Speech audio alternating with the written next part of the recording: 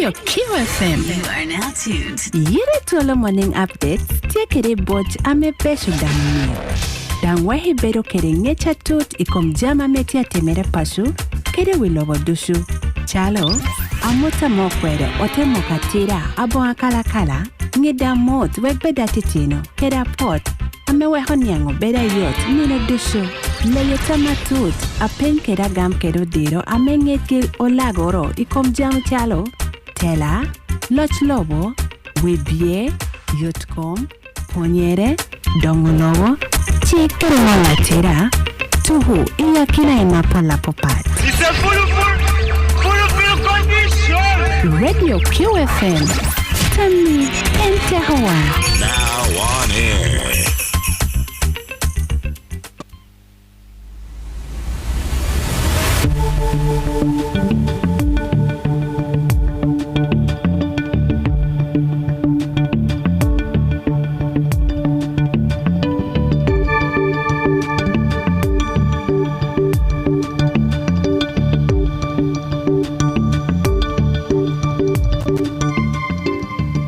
Okay, apoy mataka win radio diko meni na tiniti winyu QFM amot me mara, amot me kuch, amot me yot komboro diko meni na tini da ke habong wani yunge chawar yomo diko meni na tinini agone cho abetral kanu kana metiye kere gino kana metiti yu agene ni komitia yot fijo wame chao kene gen potu winya be wano ko ni weko ba me polo mi u alaha but kwena me kumu woro bod jome Monata district Bodjoma Molata District, Kalkel Red Devil, Amagino Revenue Funds, including the Chief Executive Officer, me Red Devil, Umugi ni Chan Mediguru, Eka Chok Jamerama, Beirut Wal, Mohadong Ginoto, Wandong Chalo Kwano Mekumu, but Bodjome Red Devil, Kalkel Molata Community, Kalkel Lao Dushu, Omaru Dilu Duchu, Roma Pola Papatu Anangalo, Kwano Mekumu Boru.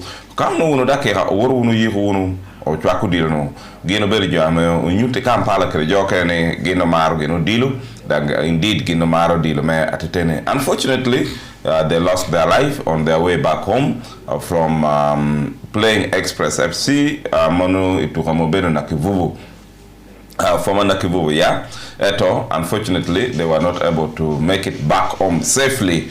Wano ko badange wa ko ba me polo de chuñ pachi duchu ame ruin jo mo ruin joge peka jo me amolata no ken eto jo wa ken duchu ame gino to wano ko ni ba me polo de chuñu ye kari yo me ko ne tekera water adiera Bobson Opio jo ba ko yiras no jo ba ko gino ba ko gintri jo ba ko giri yo abo cho ajeme kari nga ngani yina yawur ma je ker komi komase no dai ko ni itinu ange ti me chela kana mera hotel ko para mangwen odong do adek era dek go ro kachi Man City ti riemi fa Man City da poti ye wana gina do yorgi rachi Arsenal ko potudo fa Man City area mamene Man City area makapa gino pa Man City area mtafo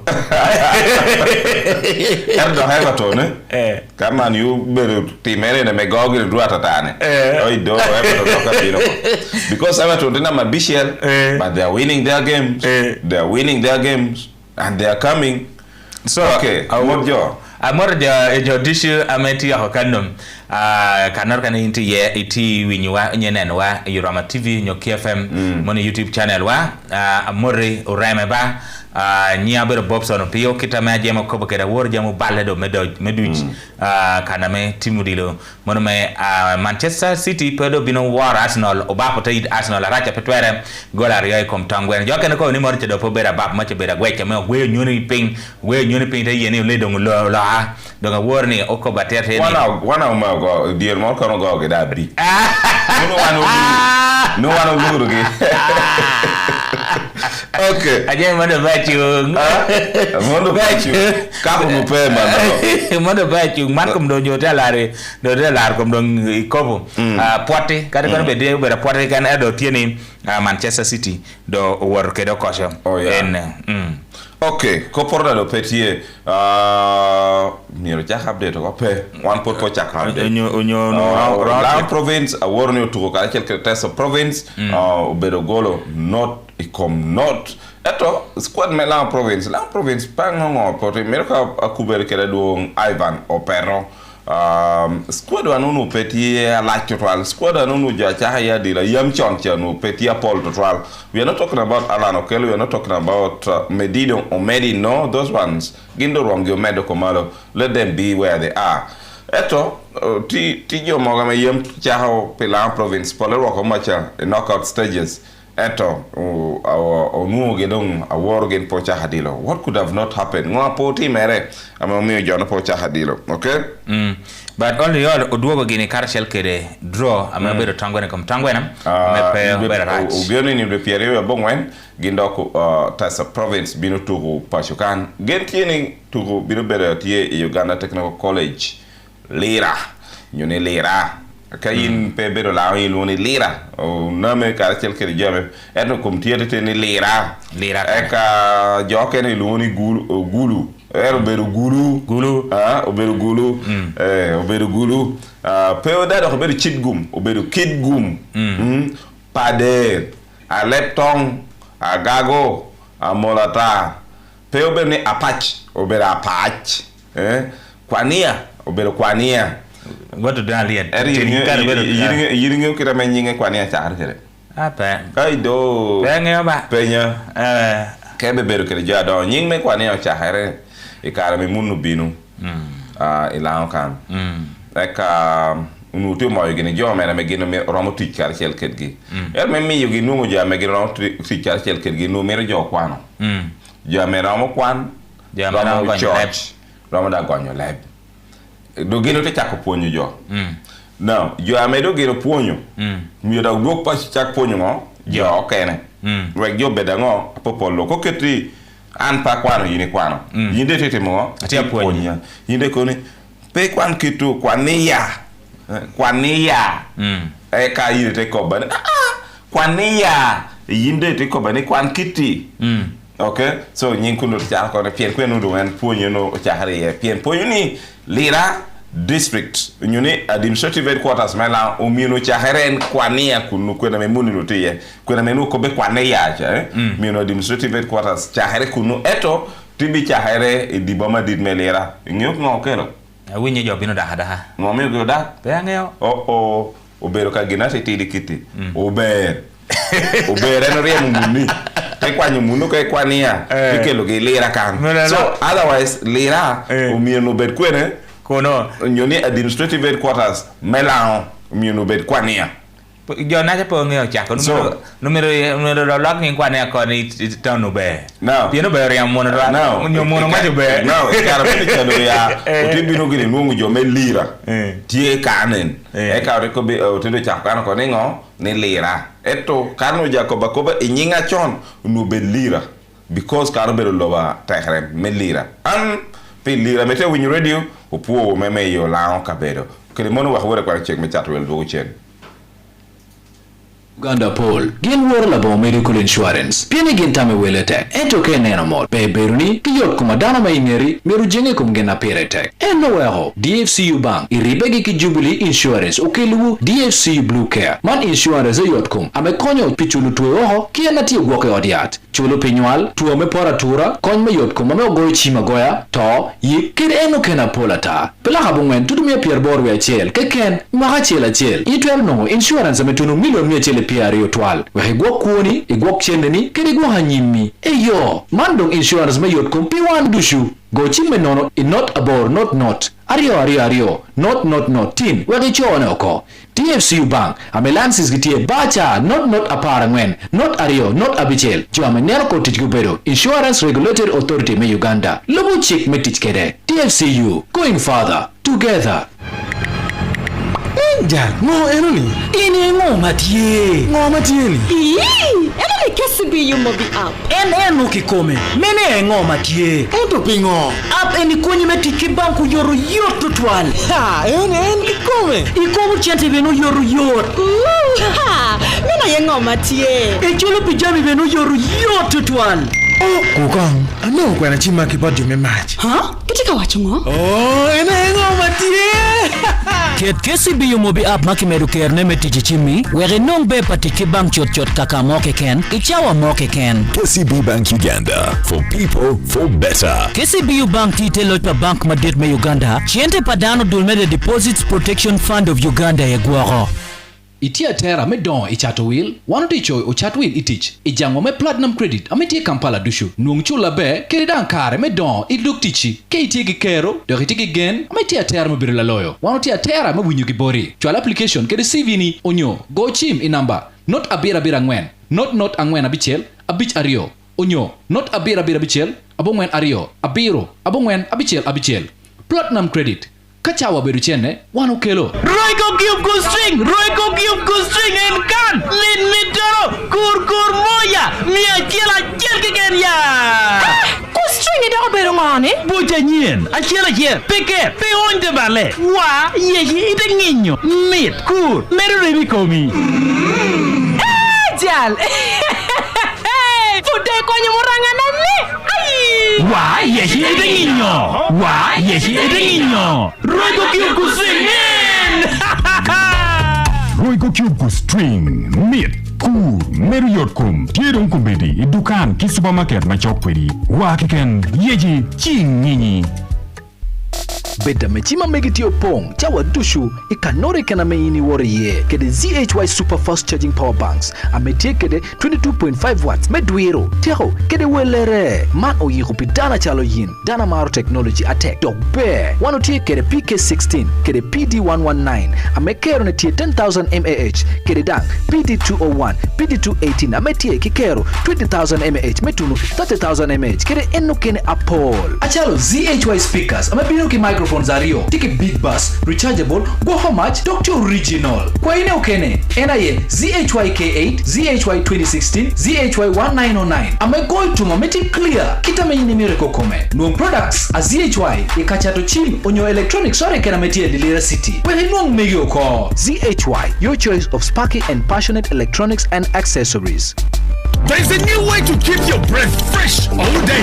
Introducing Mofit All Day Toothpaste, meant to give you powerful night gum defense and teeth whitening. The charcoal flavor gives you deep cleansing and power stain removal. And the herbal delivers natural strength for healthy, confident smiles. Choose Mofit All Day Toothpaste and enjoy freshness all day.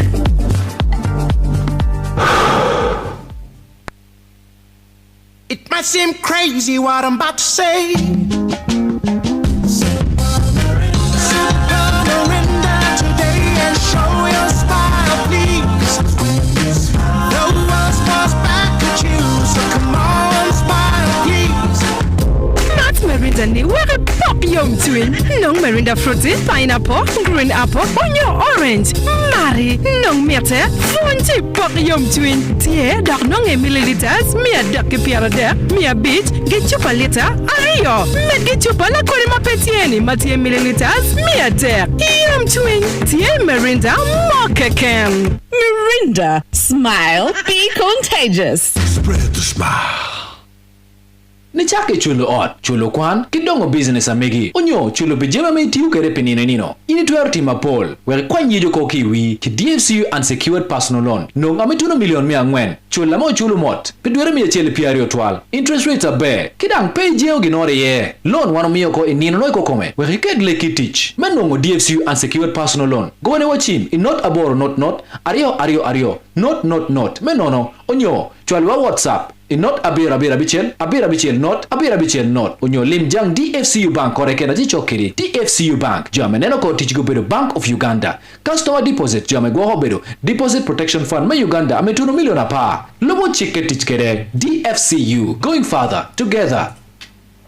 Okay, apo mataka win radio kar kelke yinde nenwa Yorama TV man porobedo QFM kala chel ko Roma TV nya bedo James Somare lemi ye kan kala chel ko de Bobson Opio ngi da ke moro ko wora bor no waawte kala chel ko de welawa adit Franco Ojur e ka Paul Odom Ariam binda da ko ye kan to join us e ka to binda no ngame no tie the continuation of ko adit Franco Ojur kala chel ko de kitera ko kala chel ko de tela no o abo balo chawa ko wora tera kala chel ko de kop me updates from o chat donc local updates Bobson ya apo jem doc ma jolla e updates tinini we hami jonge ni ti pidu maro me lar lobi yakina school kerata dara chel i guli primary school do da ho ma pierre we beach yo choro na hanim be pierre yo medwe me beach mondo ngola pod da pe ngola pod pidu da mo ke pierre yo beach pidu de chagare ma tut mi ario ke da chel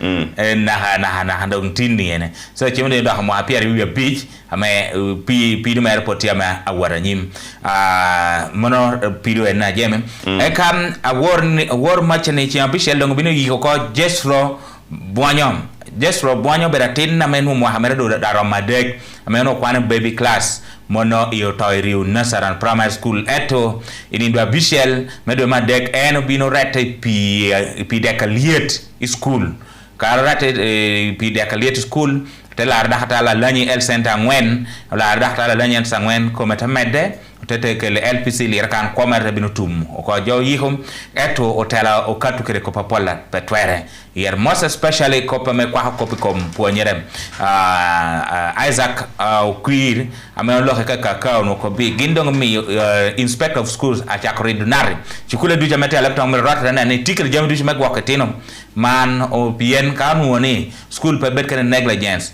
meg wakatina be konatin jefro no poto yungarate pi eliet dang dok school no apenya do tek tieni o tedo no tikwene apenyo dong gen nakon o tedo no tikwene because ka pi eliet tie ko keti pi me no do nyoha nyo pi me onyalanga kene pi deko nyo pi me mieno kon chimni o tedo mier bet ka kanono dang por cha babiro ajodo tia wor dek cha me dek yes o tedo mieno bet ka kan anyway we want put you to all blame but not unfortunately atindo to ko da o nyala tinu ni yene mana bedo gina do temer ko atinda do to ko peda do ngaduogo kira do wano ko bu ngonyo timu ngo tie do ngepa duogo eto ko mir wora nyima chalo tala ko bo no miro ketka in place measures ame pir get tech meneno ningo meneno ni kuri gino do po no ye yes boss wora ya kina one school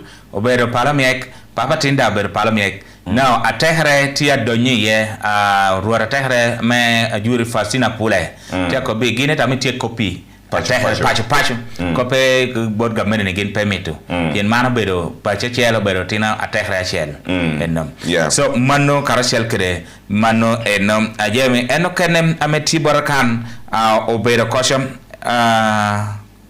ya molata era me pot para wara amolata ya pala sub county tinini yenem jago umoko koni tin chak gino potoro mer mako nywal me pod wako tin school kayin pore bere nywal me ma ni mera tin kwan pore bere nywal me ma ni mera tin kwan yinwe bedo anywal me ti so backward yimi me bere kala nuwa gicha ka podu ma ni podari america ni we hateni word by school gugamente tiumi kwan pejo du era yin podu teri america di actually ka te no don wangoro ti nungu ni an papa no gen kwan mi no ye wan kom papa pa because pod kredong secondary chulului ke we ka te no penyer ya bier ko nge choyo nyie ko nge kwan no ginor kwan no balo moro mewe ke ya nyim eno kwan no ginor kwan ni junior technical kwan ko de ngogini tinungo kwoge ye ero kado na hado atene P3 P4 peda mite wot podangi mitu riemo ye ole nwe lano jo ame ole yin ngato nwe lano jo lano ame tin ja lana pala gombala pala jotina lan jago me wangwe mi wanying ko ne me no wanying kede tahergi jago kede no ni taher wi tongo be jadon wa lano wi to ino ko bal er kayini be do ki ju kolor met kuna jar yemer ke le no lana me dang no to nga no lana ko ne to ala je mi be pedi chun kaloro mono palo do mariamo mona wi tong pe bala wi tong pe bala taher pe bala nyalo kelin ko tahara palo be mane panian kono pero pedi chun kan kono ene nuti gin lielo gwala choagi gin ni mara gini mienu num taherno wa da yel paula bayri ye kanen anyway ajebe ko be taherma mega be pukisha en pukisha no ko mienu nungi donga pol gin pe tu koro yu ga ye ni to da din ko ye anyway er gira wano ko ba per tak tieni mi atin wor school anyway man kerban ajeme ilaw kan chawani tehre aryo ken luor ti do kia mar ber keru tongar aryo andang yo taherno chele ye dong tie rako chola yam awor macha jobolo ku jo declaring witanga nyen eta witanga ane no ti kwena kan jo konia witanga nyen no ku tutumia re gi nor ka diro gwaga date no ku mi bichi gi nor ka dongo te declaring en witong nyen dara cha menye te renyo cha eto wa haye nye ko wan mi no nung kwene bot o let magezi amobeda witong ame gin tie ko be witonga chon gin na tie ko bo pien wan kan wan pongeo witanga nyeno lwani miso odon wili no ki tutare mi hela par ngwen no aditu let magezi o jolo kwena mani ya po jolo atamo lokere chani pelo ko jolo ba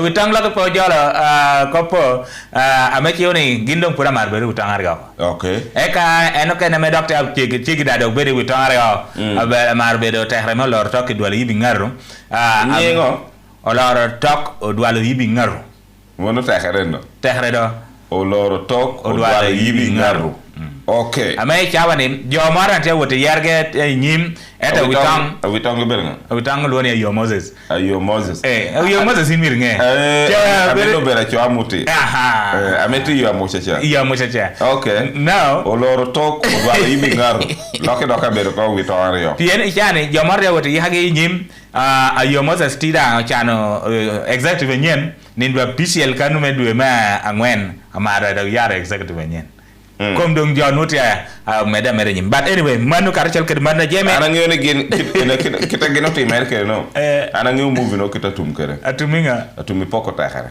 anyway manu kere manum okay we hawore kwera me chato wil okay we hawore kwera me chato wil chichig wor ko me kwera me chato wil chichig ka ka to dogo chen Bilgi noro bero towi kede eva ves pineapple la nyeni bil mitere kede ngweche ame pe kede komoro ke keni ye nuare ye doha onyo supermarket oro ke kena chokedi eva ves malt mi kare dusho beda me tia main eva ves malt obedo product me Crown Beverages Limited jo ame yiho obedo Pepsi Cola i Uganda ni chake chulo ot chulo kwan kidongo business amegi onyo chulo bejema me tiu kere penine nino Team Paul, well, kwanyi joko kiwi, ki DFCU unsecured personal loan. No, ametuna million mi angwen. Chula mo chulu mot. Pidore mi echele piario twal. Interest rates are bare. Kidang pay jeo ginore ye. Loan wano miyo ko inino leko kome. We hiked leki teach. Mendo mo DFCU unsecured personal loan. Go ane wachim. In not aboro not. Ario. Not. Mendo no. Onyo. Chua WhatsApp. Not abira bichel not onyo limjang DFCU Bank korekena tichokiri DFCU Bank jameneno ko tichigo bedo Bank of Uganda customer deposit jamego hobedo deposit protection fund ma Uganda ametuno miliona pa lobo chike tichkere DFCU going further together Mononga pure tiji moro pego la tuwaro peni ujone kuri mi chantimdi be yin phones and electronic distributors at Uruba Lira City tia poku chima tego original kekere welu yogere monu jo acharu chimi wela ngijwa wat kirjama ti majlum chim smart utia gabana lon kaimeto I woro kai national ID keratin chen moro nyoy panchi tungu dong de tebere cholo momot kari meto wel mekas chot bina gonya be yin tiena chima bora na tego jio matata jamu kero cheke de solar panels batteries get why make kubulong. Woofers are coca one get door but one a room. Radios are T batteries, Bluetooth radios, flat screens, flash disk, memory cards, naga batteries chim long. Jojo you all sell credited. O you chimange yung mabo, kerjua you jami ducha T might. Tia komgi bodwa kamera moro balle. Wadwa would den chim kare willa kerjame macha papat. EP yin phones and electronic distributors at you would bar. Sorry road. You are a chocolate torrental filling station. Go chimiye in order dega bungwen. Not a yo. Will mo kaiti wore teach. Will you chame yot? Chankare wore ni di cheng.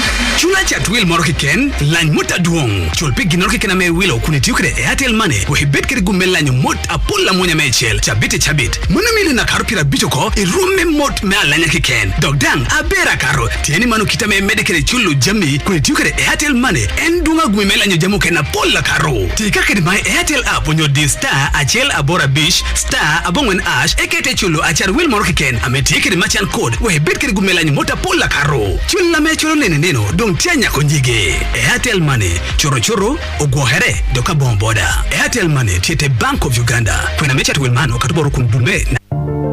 AIDS is still claiming lives. 20,000 people in Uganda died of AIDS-related causes in 2024. The main source of AIDS now appears to be behavior-related, where you do what you shouldn't do and then you get AIDS. I really am determined to insist on this behavior change.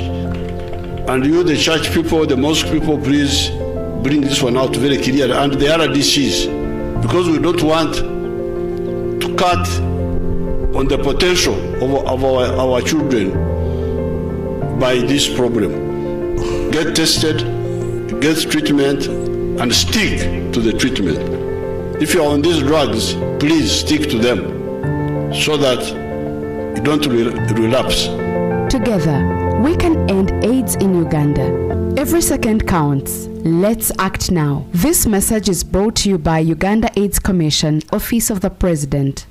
Annually Uganda poll, gin war labo medical insurance. Piene gin tame welete, ento ke nena mod. Be beruni, kiyot kumadana maingeri, meru jenge kumgena peretek. No weho, DFCU Bank, iribegi ki Jubilee Insurance, okeluwu DFCU Blue Care. Man insurance yot kum, ame konyo pichulu tuwe oho, kia nati ugwoke odiat. Chulo pinyual, tuwa me pora tura, kony me yot kum, ame ogoy chima goya, to, yikir eno kena polata. Pela habungwen, tutumia pier borwe achel, keken, maha chel achel. Yitwel no, insurance ame tunu million mia chele pier yotwal. Wehe gwok kuoni, igwok cheneni, kiri gwa hanyimi. Eyo, mandong insurance me yot kum, piwan dushu. Go chime nono, not abor, not. Ario, not, tin, wagi chowane oko. TFCU Bank, amelansis gitie bacha, not aparangwen, not ario, not abichel. Jo amenero ko tijgubero, Insurance Regulatory Authority me Uganda. Lobo chik me tijkede. TFCU, going further, together. Omina, doko timere, pebori titinbo. Datal, aremo gurunge chitina marmi yabero ko pasho. Sorry. Gi monyo yatoro. Amoy dang yatoro ento peratia konya kuma twala. Sorry. Pemia remeo gurunge gentich. Monka capsule me pain head. Amaro da geno yadman. Pien konya ya remeo gurunge. Arema beri layer kere joint. Nyoera kom. Laka rem kere barwich. Eyoro. Apoye mi ya pain aid.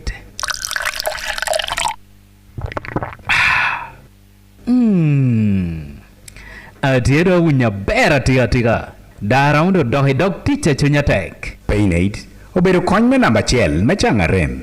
Pain aid. Jo ye obedo Mediwal Pharma Africa Limited. Dulme National Drug Authority of Uganda. Oyeni tikere pain aid. Dok nuori wudi chato yen dushu atino kira don lo Uganda kan. Ka remo time nenda hatal.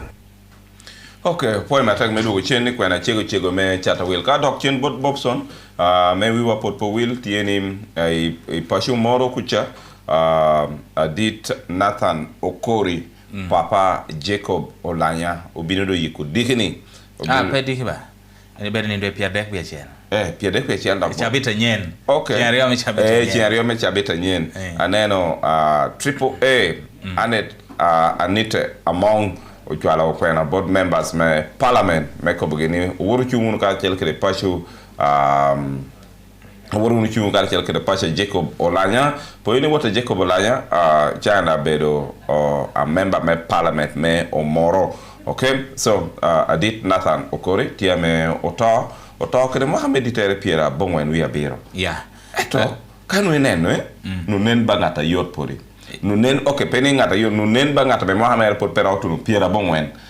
Erno te Piera bongwen abiro. Ame chimu ni kara me Jacob Olanya to no te kede mo Piera bongwen wi adek pien Olanya do ribu chocho moki aramo angwentwal. Wana poy da ba pire. Da de ko bijo me pashu kar chel kede da chole community me beda me udio chunji me ko ne mano bedo gina me time ka an elder ota kitu eno bedo gina late because nuti kar chel kede ngej mete kwaro kar chel kede ngej pol nuti di wi pe meto to eto nino ka romo wando poromo kobo so ame chimoni ite kwara chole ubinu yike kede buala dance pango ka ko batete no gere ko batene buala dance ya chole ka yiko uyiho kede rode princess guineana e ka jo tego but in most cases muze Nathan obedo okaruwa ku yerle melao mebelao gini ame turgi kayine o ner kay karo sky water no ina te word center pp tu kana go chale tu cham kano en turgi lilian chere obeda atino minere okay obertino minere but still kidoda dom tikko jani pero da dope and for me I will take it from Jacob Olanya Olanya Jacob bilko ana beda choli ameda do chana ti ya choli da don ti te kwaro ma choli dango binu yike ya choli dang binu ti yuti mete kwara a choli koma wandong okobni gino kana ma timere inina men muze tawa kedi chiam picture pero nina me Jacob Olanya dano tawa kedi exactly no bero nina me Jacob Olanya mono eno tawa ni repair yo no medwe ma dek Jacob Olanya da tawa ni repair yo no medwe ma dek okay mono bero ngwa me no tikati mere no so binu yiko ko ni repair de ko chele chian yo binu donc pijo amera mo bere ye wana ko dang wurdi wuru chunjo me pacho wota Jacob Olanya mo bere me parliament lo no jok na Jok Andrew Lanya. Jok Andrew Lanya. Para wok yine na dung chawane titudo chi pa ko megni adon tie eto a chala yine de ti position or amera influencing jami mio yini bedo into ngara chala me pacho biruna na wan ara mia por ba pasha Apollo Milton oborre politically akena tikanasha eka ikop mete kwaro nga me bino loyo pacho nuoti karchel kedo mingi adit akahi eka I kop me chuny tikere bishop ngena maitum enti gin ni pashu ko all round yes anyway yuba meddi hini don kwero birthday arora charity award rwama malo me rwara chanwaro mo Pierre Michel jotiara chen fundraising tie menani chen nacha okoncholo kwano tino ameti ya choli subregion dihini ikaunda ground ena ye jemba Paul binu bedatie yere enoka kwero mwaki Pierre Michel me ruo David nena chana mario rikede en kono bedo la wirodi mono adit David onen a chana of course wana ko buni happy birthday in advance kedda legi winyabe legi riaho metelo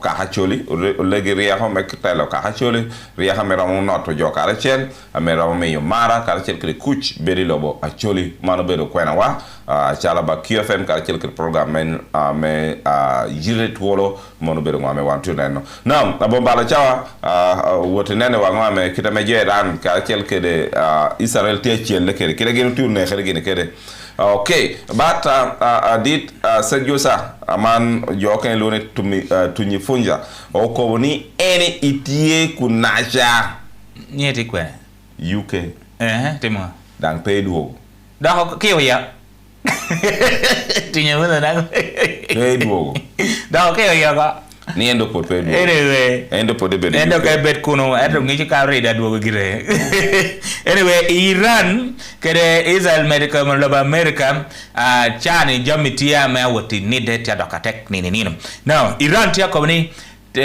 teki America otemo luenyor ke ken mechelo kamongi teki America tem ke chiel kamogi gindo biro do ya racha petwere u chielu jodong twalo lobo meti gaf bala lobo Saudi Arabia gi United Arab Emirates gini ene ni chielo gin jona petwere no ngo ame Donald Trump awor mache chi bichielo ko bidiko ko be weke ran chawe pier ngwen wi aboro mero yabo na yopi ameti osmus kape yene chielo kamome Iran tu so Iran te ko be teki ka uchele tap gindo ngo bino cholo ko ngali tapetwer poinia war ni yene Iran ba bom I boma Jerusalem ke Tel Aviv jo aromo mie chele pier boro ena ye wan ye dana shelda war tienu nota ko now Prime Minister me Israel Benjamin Netanyahu war kana me chele bomcha te ko nenu ndo ana ko bi woni Iran we hati ku nu jono ko woni Iran dia chelo civilian da ko wila ni dang ichana Iran tikere bomba meram chelo London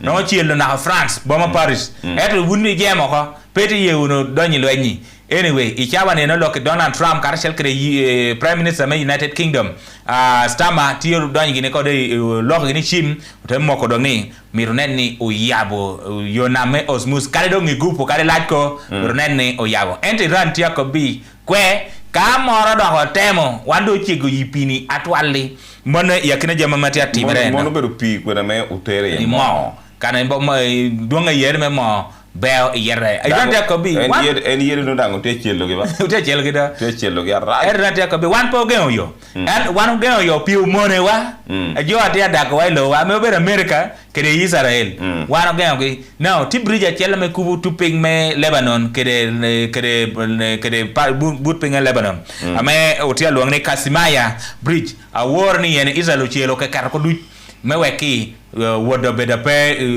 ko de ka chane poko Lebanon kom joteta me Israel lokata me to wot chak lwenyi ping weki uma onyoket gulugi nyugurigi kuna ta melwenyi kom Hezbollah Israel ko bi kumgen kana na do wana mitum president me Lebanon ko bi mano bergina racha petwere me ngol lobo mere o kwacham president me Iran data ko bi ko tamma me America do katu kere ni de weke ke chaw piero ngwena bor me yabo usmus chiwo dong ijone ka dong ping tiu logi da dong ping logi ate ka petwere anyway me tieni Israel kar chel kere America temetero ground troops temetero jome ogamo loch mo toro loch agament me kuna eto supreme leader tikwe supreme leader poti nga kana te ye e ka kuno wota kinga chon me Iran ame chani ene yemer bet king me Iran pien jo ameti loch chani ene gino bero Islam Meshia ame gino bino toro locha king me Iran na locha ko bi ena etami pemir chiel kamo me Iran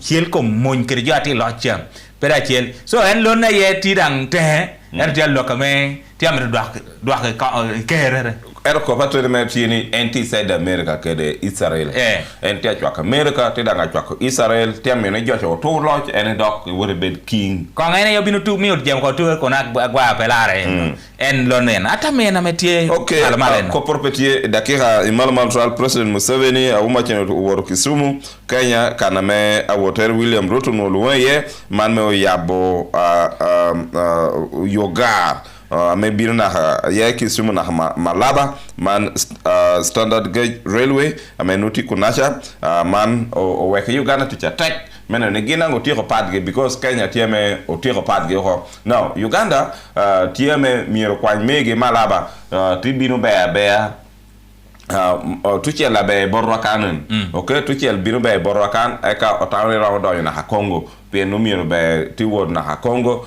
eka tungu kenda miro wod na Kampala okay tungu kenda miro wod na Kampala man de standard gauge railway tiame Kenya utiko megi ko lobo Uganda binda utiko megi President Museveni ko nin the railway is central to East Africa's economic integration, commercial trade, dang teko bo kuna laye ne Uganda binda teko patgi mena ni yoga no bela tie bat mina raila dinga cheloni ngo buro dinga winyo ngo ko President Museveni ana weekend ka YEP ko pe like Victoria ko pe podo YEP ni gi Pien Lake Victoria tiene po bedo ka meu ka kan ti Lake Victoria meti Kenya, ti Lake Victoria meti Uganda. Donc ka jo me Uganda, jo me Kenya o chete tu ni yipi me Uganda. Unity podo ge aracho twal. That day mako ge wu. Anyway, and Ojur dinga awore do jo wira ko metello a tehre gi mejaluo amen binule ka wang Raila Odinga. Now ti lonor luono no ber cabinet secretary luoni tuju onubere Uganda kana chabiro karno rwate karshel kede Mike Mukola chabira chele ngai chambi chele en woro no te woro radio talk show ruenyi kona kachani chambi chele no ka to hamere en driver mere borgade kom gipe geno tie ko kop geno en uburu ko bi gene uburu dinga ko ni wora dok tuju joti uker kwene dogu unu tuju amekwa enena chane do honin mario mere tin komepe. Okay. Right. Mono karachel kere mono ngame no tiati mer kwak pengo kene kado ngwot bawo to tio kada pienda mi do tio ko idake ha mar kendo no wela wa adit Franco Ojur no enti ye kan. Okay? Adit Franco Ojur no enti ye kan. Ermandong wak do pakel man. Obero wibia duonga ta. Ko porda do pe. Wa wor karachel me chato we. E ka ti do chen.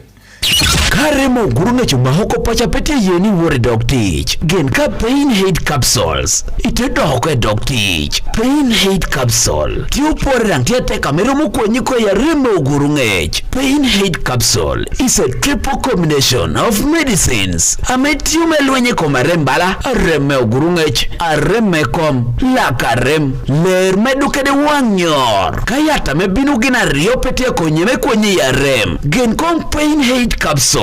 Capsule achiel me pain hay gives better relief from pain and inflammation. Royco Cube Gustring and can Lin Mitoro Kur Moya Mia Chela Kenya. Gustring it over on it. Bujanien, Achela here, Pique, Peon de Ballet. Wa, ye eating niño, lit, cool, Mary Komi. Jal. Fude kwenye muranga na me. Why, yes, he is a niño. Why, yes, he is a niño. Royco Cube Royco Cube String, Meat, Cool, Meriyotkum, Tierong Kumbedi, Dukan, Kisupermarket, Machokwedi, Wakiken, Yeji, Ching.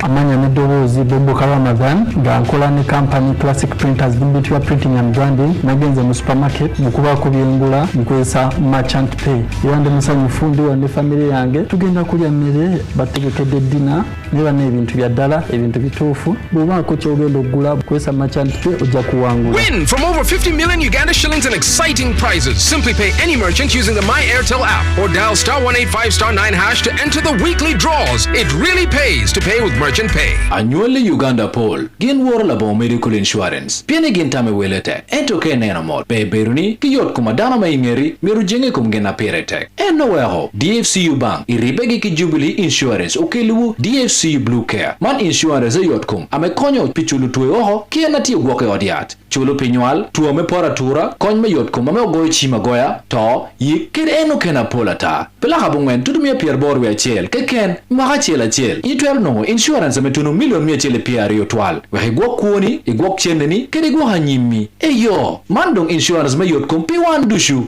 Go chime nono in not abor not. Ario. Not. Tin. Wege chowane oko. DFCU Bank. Ame lances gitie bacha. Not apara ngwen. Not ario. Not abichel. Jo ame nero kotich gubedo. Insurance Regulatory Authority me Uganda. Lobo chik me tich kede. DFCU. Going further. Together. Chak gin mo manyen, gin mo magonyo kom, gin mo mapemiro yele ki noi, la kero fuo ki leme, dak tie ki flavor me malt.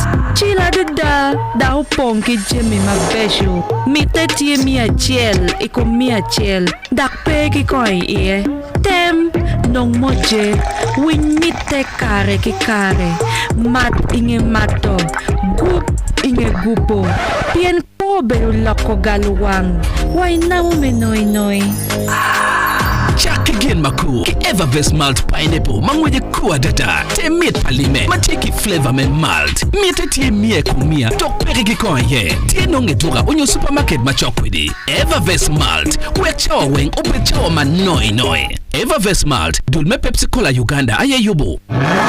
Yahigi amalo kede salary loan me KCB ame kama bonjingu kinoro kiken. Ga million mia bichi wang chawa pierio wangwena kunu mi dwere mia cheli pierario me cholo. Chapia cherani tin. Kerota me gomuno kotin. Will to gani meleki chol kwano tinuni. Kede jamu ke na pola ta kuni tia gonya. Lim jang KCB bank oroki ken unyogo iwa chimi nama. Norra boro not adega chela chel angwena chela chel. Me mung tin. Pe chor plani no konina hadiri. KCB Bank, for people, for better. Yahi wigia kede KCB bank loan ame kama bonjingu kinoroki ken tin. Banka dit melo bo Uganda. Ene ye doroti cha KCB bank. Lima kana customer wa go ahead deposit protection fund na miliona patwal. Jami do chubinuti. Kulubu chikere. Ni chake chulo ot, chulo kwan, kidongo business amegi. Onyo chulo bejema me tiu kere penine nino. Ini tuero tima pol. Where kwa nyejo kokiwi ki DFCU unsecured personal loan. No ametuno million mia ngwen. Chulo mo chulo mot. Pedwere mi chele piario twal. Interest rates are bare. Kidang pay jeo ginore ye. Loan wano miyo ko inino noiko kome. Where ked leki teach. Menongo DFCU unsecured personal loan. Go ane wachim. In not aboro not. Ario. Not. Menono. Onyo. Chwalwa WhatsApp. In not abira bichel not. Onyo limjang DFCU bank koreke na jichokiri. DFCU bank. Jame neno ko tichigo bedo Bank of Uganda. Customer deposit jame go bedo. Deposit protection fund me Uganda ametuno miliona pa. Lobo chike tichkere. DFCU. Going further. Together.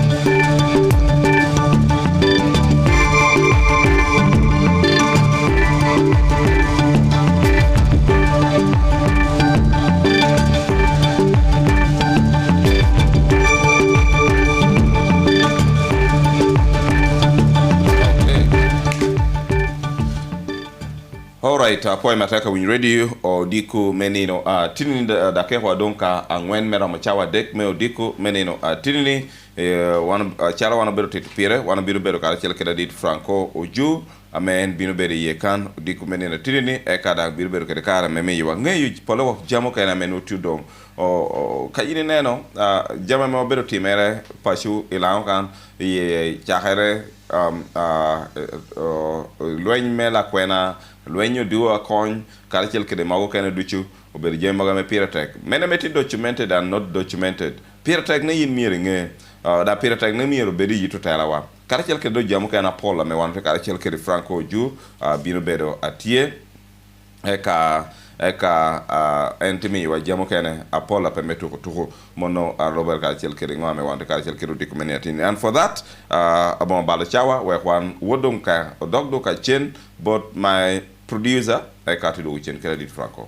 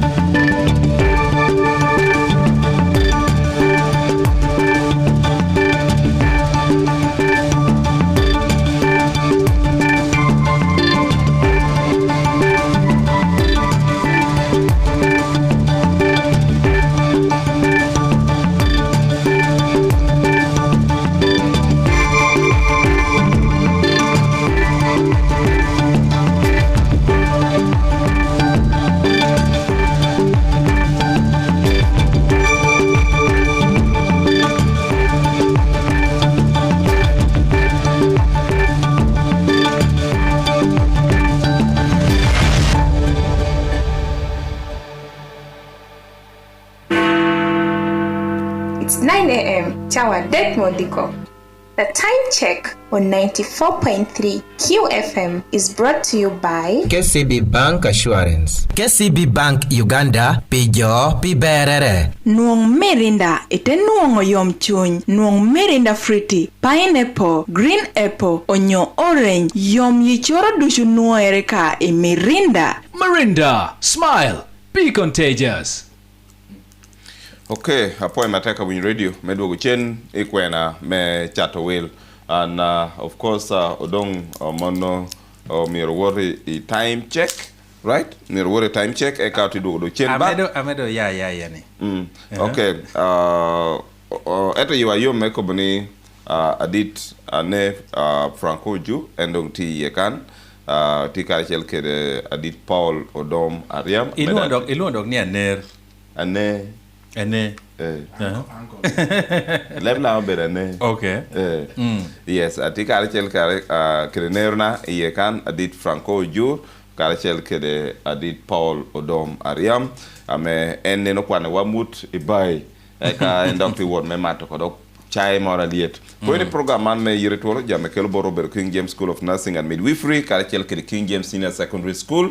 Ame tie di bomadit melera kan geno tio gamo joy chawane wano loki gen tiame otio gamo gede dong jo meneno ni puonyere keme to beda chol mon emi to bedo ngata me beda tij meda hatal worate King James School of Nursing and Midwifery eka kawan water break jame kelo Robert Sky Water gine na mekelo water break borwa dong kayti kede yuwa moro ken pashu ti karchel kede Sky Water eka cha moro kan wano bino bedo kede chai moro ye kan dong chai no jame kelo borwa obedo cafe Starling kuna me wor wano nena dile ye o tia bapo Arsenal ye dang tia wan ati don kanya mano no watie e ka festival kuche no fi wala joma mara dilo wana wor ti kunasha na we hatike da ke man me Paul logino te jollo wala wa point twal wunda meti me de karchkede winywa twala mot botu twal dikuni da dakhte joludo atiratir i program me Yite Twolo pinina tinini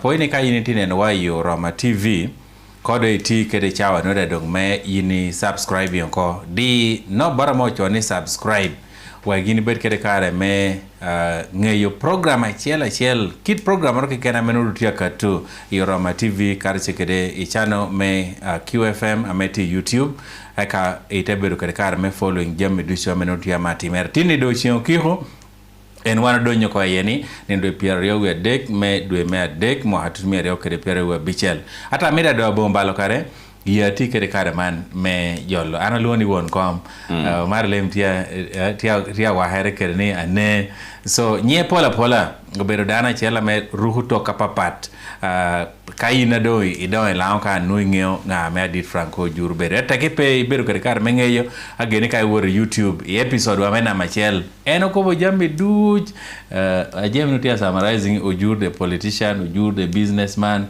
panyo kay po yudisha jem na nyane ngeo to twa ngeo disho tia po so adung chairman ye ko ti kede kare man yindo imot jo ametia ma winywa I radio Q karich kede jo ametia manen wanena online I television me Roma TV ujoli hapo yo twala Paul Kalachel kede James pi jola studio man amiti ko mena machel actual mo to loba kino bot jo ametia winywa radio FM Kalachel kede jo ametia nenawa ametia wo online through Roma TV amito do ko pot sa dungo to loba kino boru bundushi keda amor wiri una ba anioni man tintia na mari o me yokan achala du di mo awo ma chawa no do le yokan to nin bara chao kere jamo kene fa do ya tutu te na mi ko ani da du chen ya no jami pola ta ke gugura da ta moni ini na tinni kuna do ko cha dito to albot mani ben radio Q awor ma cha bi kan pe abero kan abere venue mora pa ento ya yo meko po pi wunjo ameti winyu na winya ni ajo tina ni mo kan papa tertie the original home for QFM and Roma TV. The place is well renovated, very comfortable. It's like you're on actually a BBC show or Al Jazeera. So yeah, I think the standard is quite good. I'm so happy. I think this is the way to go. And we need to innovate and make sure we are catching up with the world. So Mania Paul, the proprietor, Tech Control, the proprietor and director of this place. Okay. Yeah, you may come and could kira wana pio miti ilang yeah, very innovative, very creative. Right, apoyo matek challenging cha wano ko mando mio adit Franco Ojur mo boruni cha wano ko ni unti karchel kirigina motel smart studio ame wando udage yani wana dago ikwele motel ni smart studio man binu bedu studio 1 eka tiche wara nyim studio 2 karachel kede studio 3 man meneno nim of course no wele beda papat krikone gida beda papat keni na me nyugumu maha me nu president new speaker new ngator da doktie nu tikita me standard gida dok tikita me gino tauna gin mir bet kede bata pira ta kede wo ye kan wantu karachel kede ane adit Franco Ojur wek da do chak program man atira ana binu chak ko kede kwena me chencha pe gudu pe gudu chake kwena chencha one po gudu pira tak e kara me unity ta gina chela me jo realizing late ni unity you ala no po na no be gwakko balwa we hope karanga pe lakere me we because ubino tuni kara mora me yo be lar kere lobo I mean, when you are over the street, take the title of chow, take the agreement of chow, take the location of chow. Tiamo, you don't met me will. And yet, that was public land. And for that, you're when you love a lower. I take a permit to in your own perspective, Mwame when you team differently, Timmy you walk lower, na hekarame, Tiberu na hekarame, Yinia, Umoporo lower. Yes, James, a penny in Pena Kermia, Permochaka can be penny exactly. That we have a chakra story. You know, tell me one of any. Lobo kitame nyale kere kiti down kere. It is what shapes your leadership. Hetoka kita ine down kere nyale kere is also a bit awkward. The team affecting even your leadership. Ana nyale kita chenja poro kere was born out of a wedded couple. So I think somehow, and you are a polycarity down. Me carana to the leadership, me this local government at that time. And I've always told you, little did I even dream of becoming a chairman. And little did I even dream of becoming a politician. Remember in my history, I could be my direction on Yokopa security. I should have been a retired general, Kakobakova. Karika pursuing that line directly. I'm at a retiring here. I would have been a retired general and probably Kope will be a leadership because of man.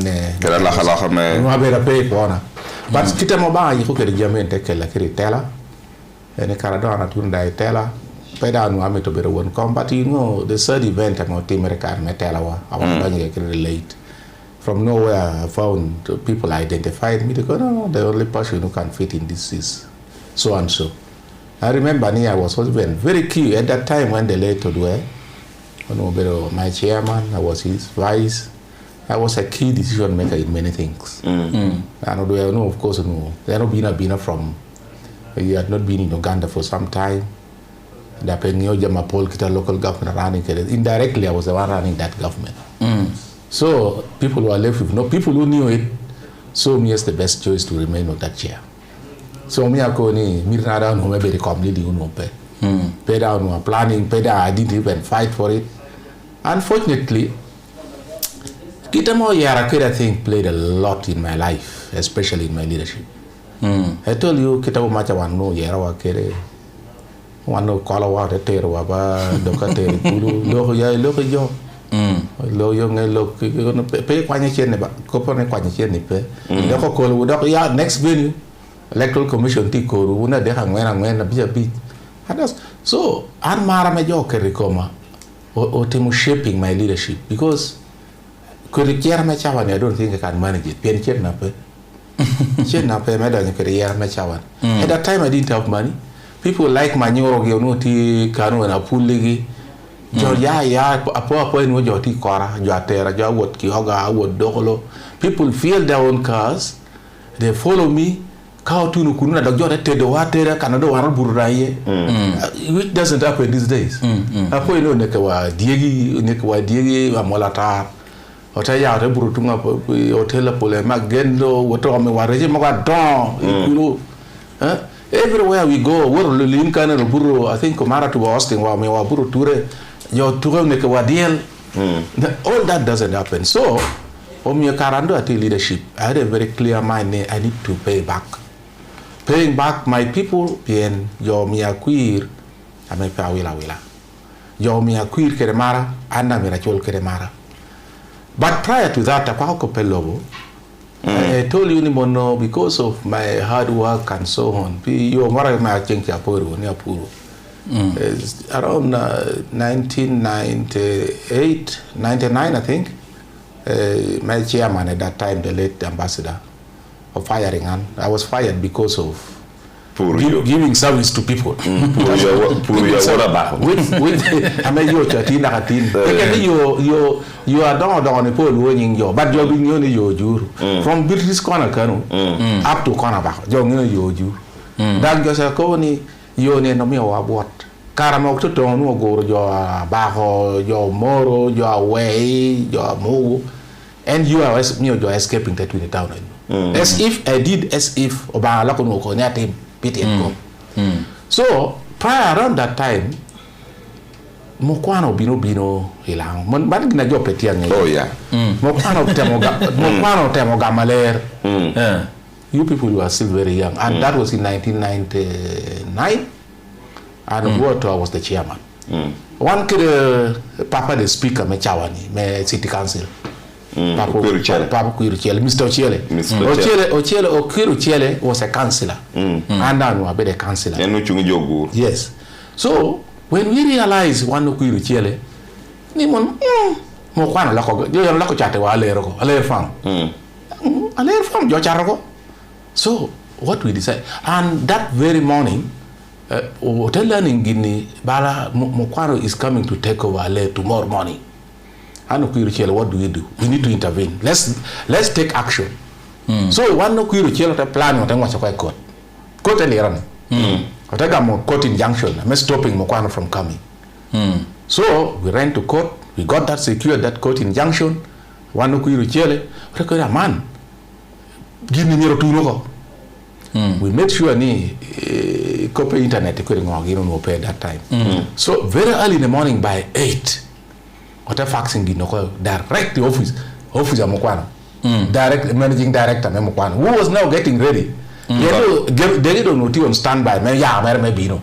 But leading you don't call office. So we knew this man Naporo Bino Kabe office matter. Chado and about in office he got a copy of that court injunction. Fax to no. One of court injunction.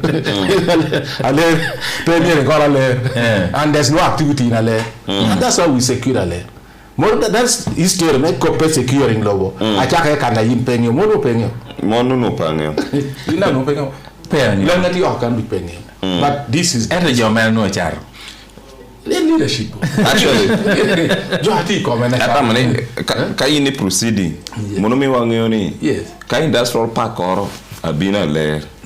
Ubedo pick. Actually, na miyini bini kwanyo. Absolutely. Ekara nasha. Absolutely. So, kara John uti leadership kana wana wini ni chara ka kya kel kala ka fere de kala ka dia di. Because the lease ramo wale you are leasing for 50 years. Let's get a load when you get Pirangwena Bongwen. At that time, family no poro securing even the title. So the Carado and Abino, Kita Unico the copper securing and move very fast the Carado under a doctor chairman. Move very fast the securing title of Omale. Because the Carado no title pay, Utika anyone over Meguama district. No title to put pay. So we moved very hard, very fast, and secured the title. That's one. Then, a couple of I don't call it and I don't take town can.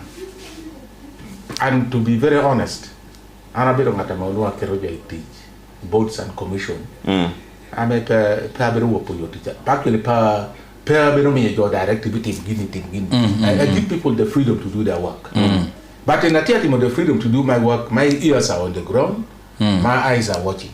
And I will always want a feedback. My feedback very in terms of report. Every quarter, I would love to receive a report from District Service Commission, Land Board, the Public Accounts Committee. They have to report to me. And that I'm your better here. In fact, I'm your impression that I'm making a mistake, I will be on your neck. So, me to you, young and not you teach, there's somebody who is keeping his ears on us, is keeping his eyes on us. So me around that time, because of that Ginanako background and Anako Benikere, even that first action, me securing a layer up to today, which is now very secure. Omio low amount lera on one per interfering here. But of course, in the course of my administration, Arabina katoke the policy morame ame mio nakaton NGOs kam do morotia mito logo miro megi logo logo ne ka wano meyogi some NGOs expire ere probably meyogi lease policy wano keren wano me you logo it is uni ere probably you lease we know at one time you are going to expire those properties will hand them will come back to us they'll get back to us but unfortunately that policy of mine got defeated after I left. The other thing, by local dude, because when German had no planning, he left. Now, also in my mind, I don't know, Pekka want to take in our country, Uganda as a whole, James, is better energy check. Planning for a very short time. In fact, I hate this issue of Niger team of 5-year development plan. You hear about it? 5-year development plan? Why don't we talk about 100 years development plan? Now, 5 years, short time. So this 5-year development plan so to me, I don't know Lera district in terms of the next 100 years. Omio, and Ginomio Kanera Kubo Kope securing a Kibwa stadium at handing over to Lera Hospital. At one time it would come. And that way, I would have securing Lome Rure, I want to Kibwa, or Dico along a pink over the golf course, or I couldn't call work technical, or don't work well. But I knew we needed land in future. We may need a very big stadium at that international level. That was my dream. But that dream they were facilitated by Wonyono Lobo Kunu. Lobo the current Kanajotia Gary Akiwan. As I told you that time, one year over Wonyono. Another territory, please make sure you secure not less than 15 acres of land for the purpose of building a stadium. But I'm told later on it was 17. And I also instructed the land, but make sure you securing this land, ensure any money will tie it all for this particular land. So all along, Angioni Low Rure should have been preserved for other developments. I mean, one Robino Lera. True. I'd seen as well the Lower Meti Rure. I'm a woman of your chat Kekilo Yen. Also should have been preserved for other major activities. You never know direction. You know, Kitadong district, you district, you never know one time. Our government and parliament, one time, we no company. Now, call the system, one go back, allow district, allow regional government. It may come. Development in Jakarta. So that's because the tip and chick. Yes, tip and chick. So what Ginano making up my administration is my thinking. Nimono, in the next 100 years, in the next 50 years plus, Lera is not going to be the same. The same thing could be Paul, correct, James. Do you know what this Lera was at one time? Even me, Anama Bino in 1992.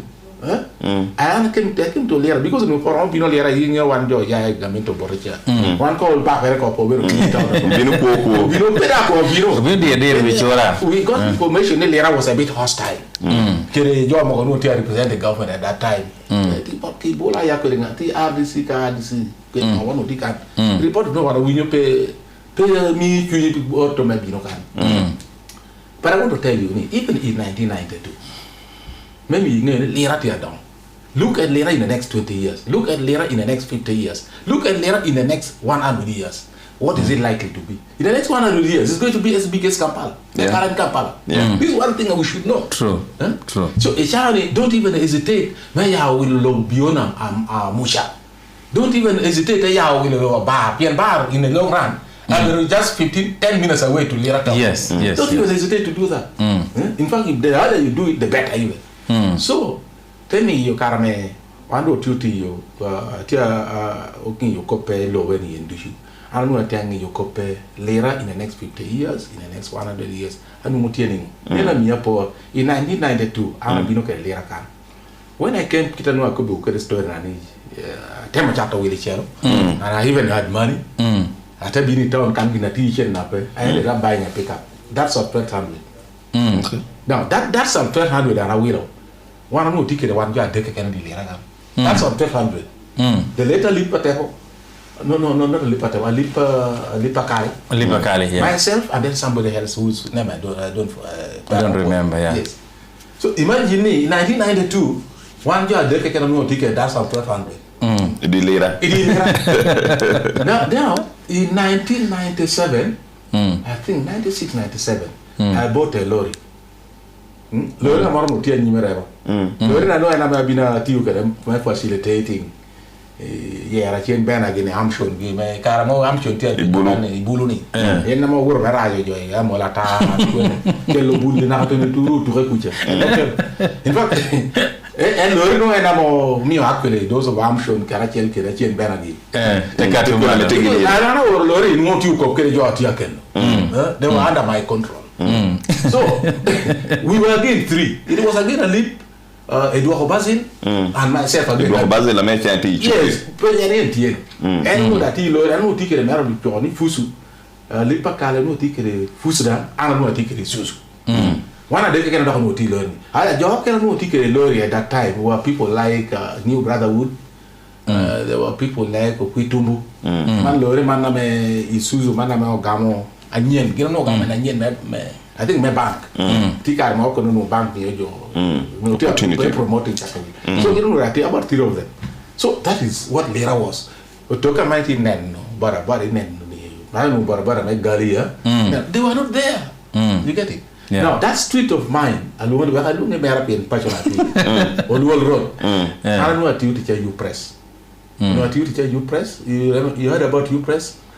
No. Appropriate technology you can enter Uganda. Yes, appropriate technology. Uganda. Office one no tikunu akonkori. No office one to akonkori. So was the and that pickup of mine 1994.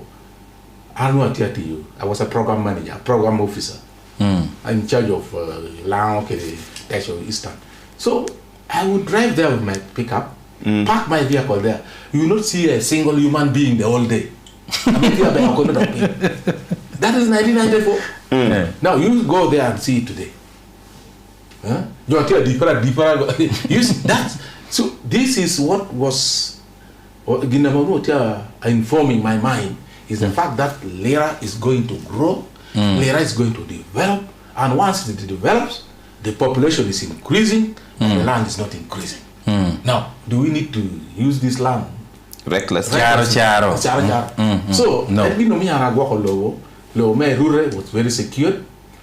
Karanatia ya kanara mo poko no pe. But when I left, atabero no muchi. If me police ya ter joy court kweri ngobi. Ni jo me lera leo ne jo woro floating na kilo kero gwen na te office. The office actually was it the PRO ya na Okoba. One of those offices. Imagine these people are even plotting even these offices. Job you surveying or plotting or kete wa gwen na te office. Then that office may rule me police another handing over to them. Actually ngata me. I've actually a full history about it. Ngata chenche ko be wa ba obedo do could have yes I'm told you another me do kundu. Da me do bi no kere ba. Do te ko ni adit Franco Ojur te kere ching mega ngolok. Yes. Absolutely. Because an office of facilitating strategy mega ngolok. Absolutely. So kadi ko no corporate here. You pero ya dikere po imu jo kero gwa teori. So somehow police may be right, may be wrong, but that's up to now we have piana nyang jo tikot. But kitana gwa ke lo no gina mo informing myself obe na machel background na yaye. Obe background na me mara dong lo. Background me roti yo jami chunya chila yore me u yore me wi meja. Okay. Secondly, atianga ni Lao Lera is going to grow. So gin na mio logo go attack yo karamara ti comment. Wow. Ka ngado ko bane ka wano ko me le o ene ka nasha uno ko me starch factory dan tie. Ginoda no tema starch factory ka una beru ke kare me beru ke duan kare kel ke ching menene starch factory lo me starch factory at that time o go khera be o bin wore ko na ching me chatawel ero ka do ko na ching me chatawel man teron bedo meri erno karno lokki no titela eto manu bedo program a government of Uganda. Maybe to go Uganda Telecom Starch Factory. Okay. No. Maybe dake habito. Anen ba donc dake habit. Kawe kong do adit chairman ilo hello ko kom Starch Factory. Tedok choyu ye ko pe spinning mill. Kawe ko adit Franco ko good ko pora anok balawano kanado no potu ngeye lwirane. Starch Factory kede spinning mill. Ngwa me iro ko bilwa ka metia winyo radio kere metia neno wanena. No, Paul, this history but ana po gremia uno Lego na tieni jama ko boni. Jo winyi chiel. Jo te makko ka gino tiame pe ko ba be. Nyo ira. Then will we dang pien these are his story now. Yes. Will we dang on be tie nyo pe ko ba be. Heto gina na nyo tieni kum factors are yo no jo pe me no tie la oni. Inyo government to katoke program privatization chat jami. After realizing the government is not a good businessman. Government paying you to your business. So they will so one of the assets are your money la actually you do a start factory. Actually you know better speeding mill. But speeding mill of course you are met bidding over the Chinese. Dang the bidding me. I want to put a bit of following because these are after all Germany no over the German government. Now specifically Copicom start factory. We came to realize we were later on informed. The Lera district local government, actually Lao government sort of.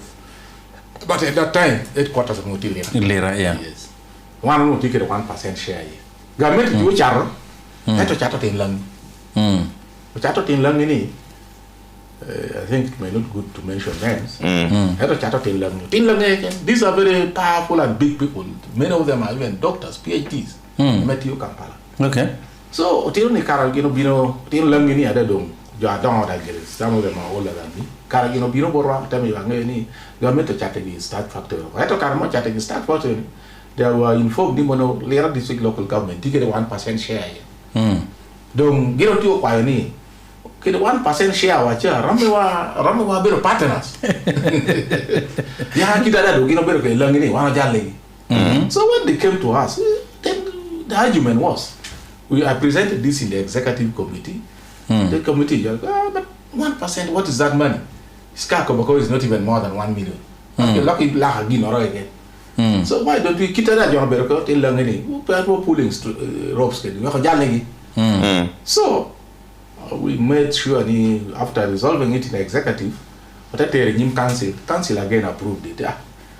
John Berko till Lang. They were even there in the council meeting. John Berko till Lang can work a jolly again. But till Lang come allow petty and number ever. I didn't want to pay. Allow a silly. Allow a chili. Anything that I want to over there. Can spinning mill, they call it learning or bidding and Gino Gam come, it would have been good.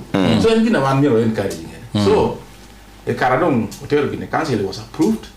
We gave them the minutes. I got a sanctioning a chairman, but the blessing of everybody. The entire council, civil service, civil servant. Not I mean, 1%, which 1% I think was about 400 of not more than 500,000. I'm going to take a long time to receipt and district. Make you watch it. Receipt and everybody. So we gave them our share. Now, unfortunately, I didn't learn any locking in that will be no better organized. Among themselves, you can have a labor of a charro. Start factory of Bonmo. Is it Moquano? Yeah, Bonmo. Yes, Jog and Naki, you can't get a labor of a charro. And Kitapaha and Oti allowed. Okay. So, as we talk of now, factory Kita Winuke, because I don't know facts, I Winuke teaching Moquano. Heto, part of that group, I may know Tia Chalo. Members Amalgama, yeah. More bidding.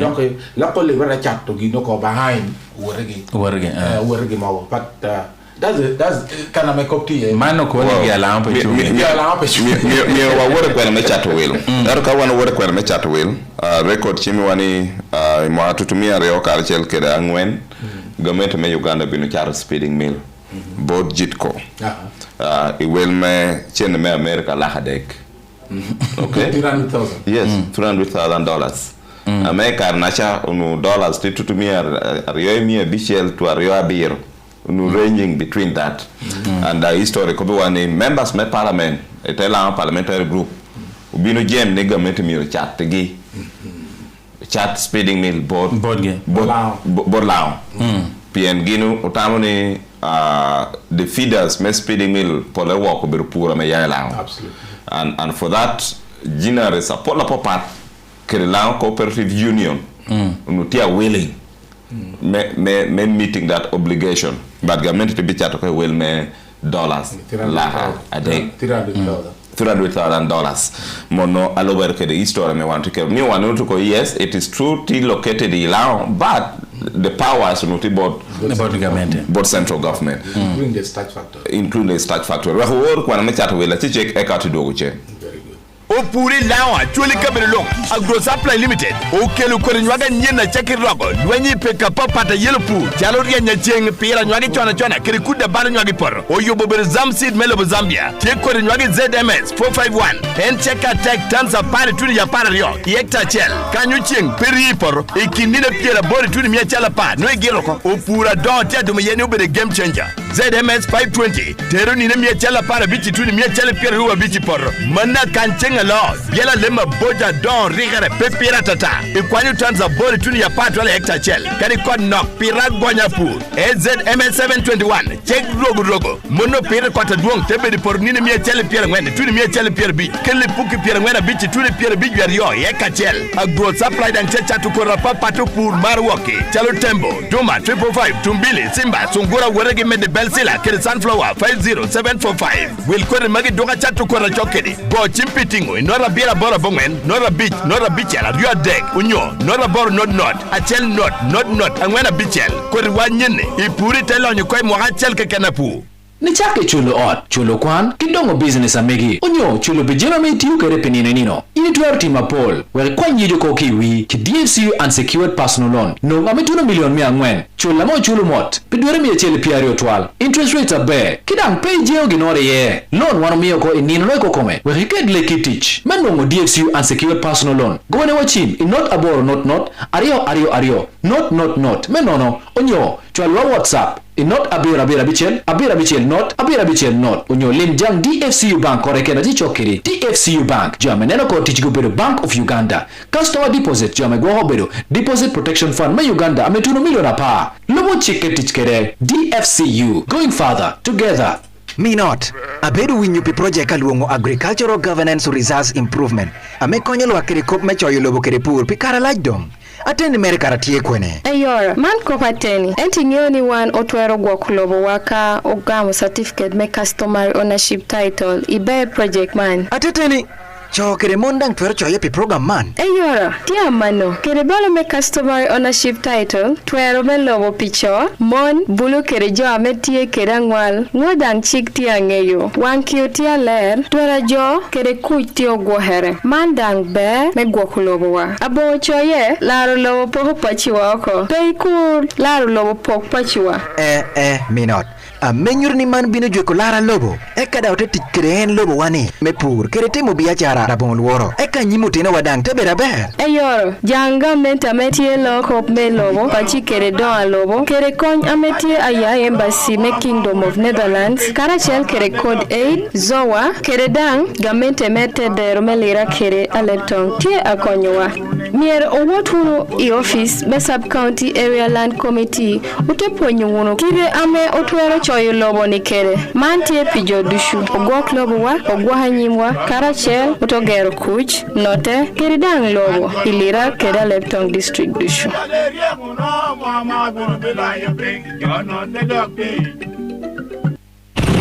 Pay me customer ni medu kede yini nen chan piti kede jami komo pika gora yer ka jami komo pika me ya RNZ chahere yo pira chine medu kede brake pad jami komo pika me ya RNZ ber jama deka kana pe ngola kede balle okel borebero je an industry limited wore temi yo ere nikika no kikana yo charo jami komo pika ya nyo gare jiro kikana te Uganda Annually Uganda Paul, Gin War Labo Medical Insurance, Pieni Gintame Welete, Etoke Nenamol, Beberuni, Kiyot Kumadana Maineri, Merujenge Kumgena Peretek, and Noeho, DFCU Bank, Iribegi Ki Jubilee Insurance, Okelugu, DFCU Blue Care, Man Insurance Yotkum, Amekonyo Pichulu Tueroho, Kianati Woke Odiat, Chulo Pinual, Tuome Poratura, Konme Yotkum, Amego Chimagoya, To, Yi, Kid Enokena Polata, Pelahabungen, Tudumia Pierre Borwe Chel, Keken, Mahachela Chel, Yitwell Insurance Ametunu milion mia chele piario twal we go kuoni e go cheneni kene go hanyimi eyo mandong insurance me yot kompi wan dushu go chimme nono in not abor not ario not tin we go chone oko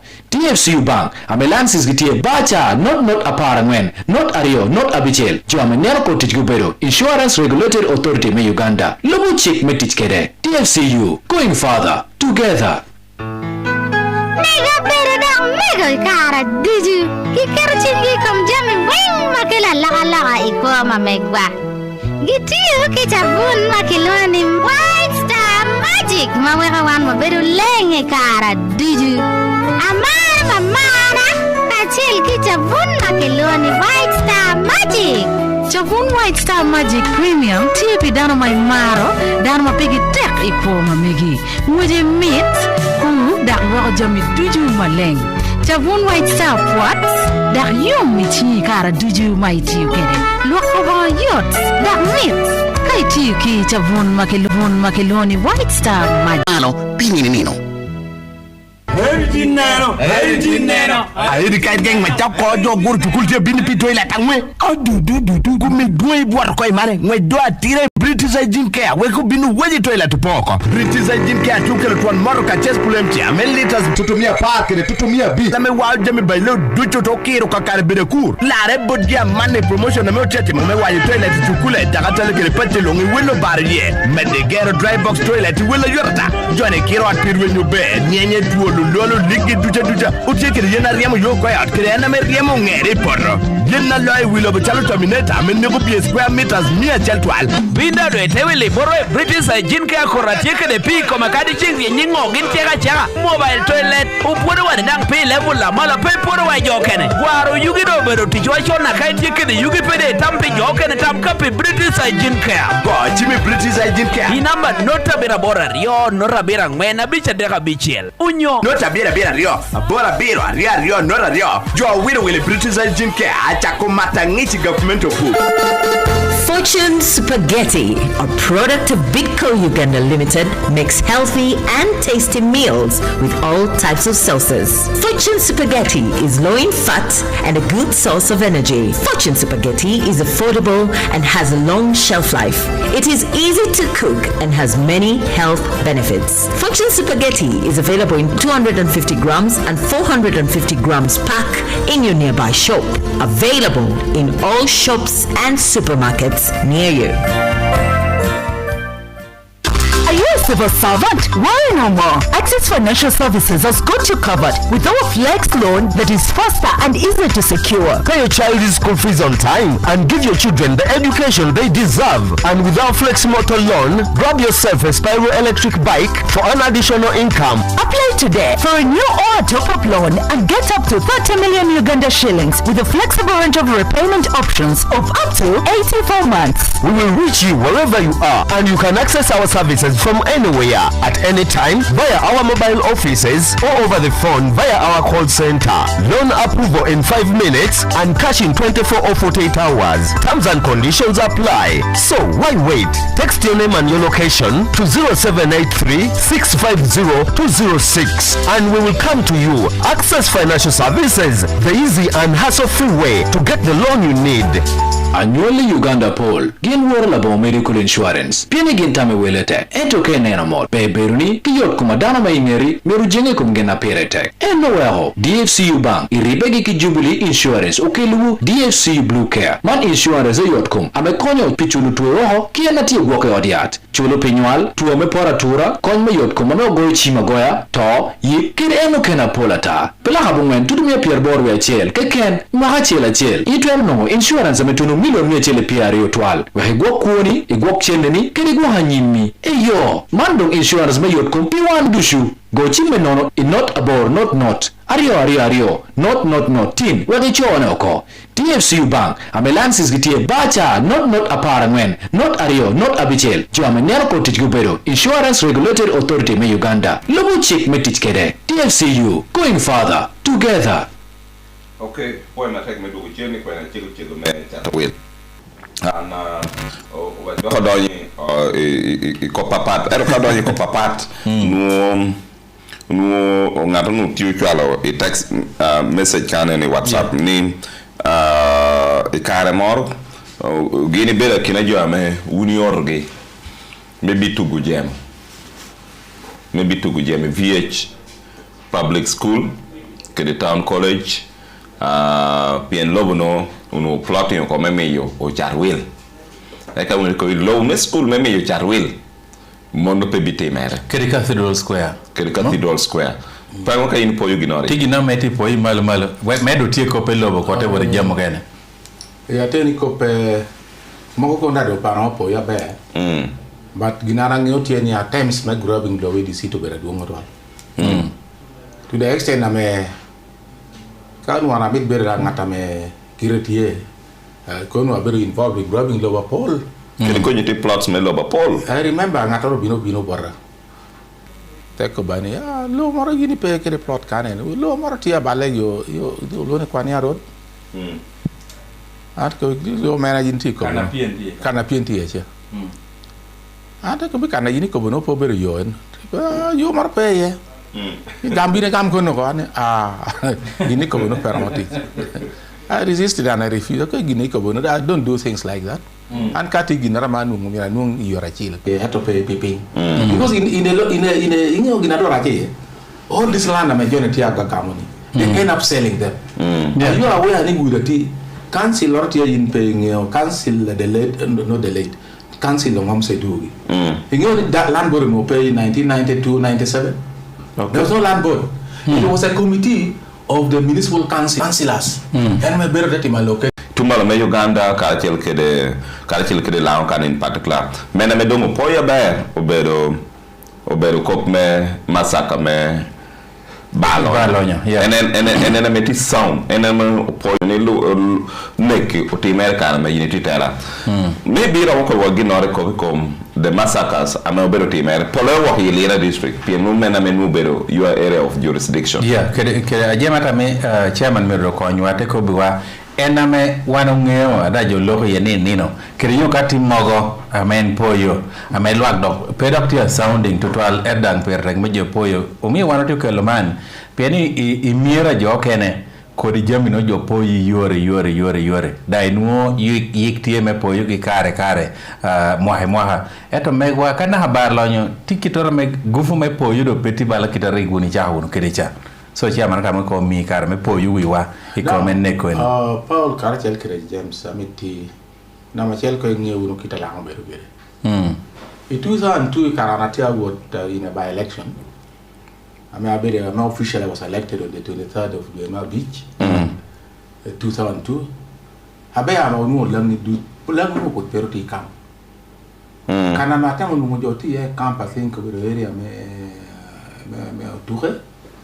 Because kunu gino tikere a located tuncha ela reda ngere tuncha so they were forced into the camp and that's why Jamo took do in the town gino chako no ngre problems ni chon but in other areas kope alare kope gina loki poti abino ba gina welo ami acha ko no because loud no so reluctant about kope were camp they were so reluctant. Government had been advising what to talk to our people. Look at the job will come. Now you didn't allow imagination ni jana will come. You know allow ko ko pe an pa chemuturi. Yes. Loud is so nature beer pengola turi. Loud is so independent. Peje ko agotere pe miro de kajo amia pe miro pa pe miro buri pa po beru ture. That's what Lao is. So Lao resisted ko pe ya will come. Gina lekelo neki ko men leke na machiel lekelo leke na machiel because ongo ko jechu actually the first massacre kana mera no ati atele Lera district at that time kuno bero was in Abajo kana mo lo ne aweke paro ina mono ne yes now jo no put pay kam and put gino tu ya jo ti awori chu can you imagine on Sunday jo lego yidi go e porwa pacho borwa e chalo jo lego ka tion de all Sunday yidi no jo ti dan that apart from lego so jo ga ko jo wor ko chu so there's a time me memorati kunu ya kana lo ne aweke paro yo ya mono na wor tutu ngolto so and kono no Sunday market still dan lo ni Sunday market jo kare lo ni bar yes so that very Sunday, which was on, I remember it was on the 13th of October. Makatutumia ria dek. Achake me ne kalanye la hono. Okay. O chakare amono neno kana mo lo na weke paro.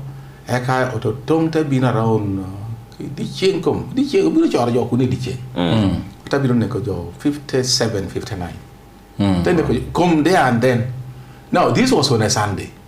information that to know I do kind of little bit late at night. To tonga won ne ko jor mo ne petwera ne ko jor tole go joy chugo ne ko jor twa. Now very early in the morning on Monday, I know I mobilizing at night. I was busy mobilizing my people to rush there and go and rescue those who have been injured. So I told the late Dan, my driver, who to me, people like Abdalagi, the current driver. You take my kid to carry out. Actually, ambulance on the mope. I just surrender in Tokana.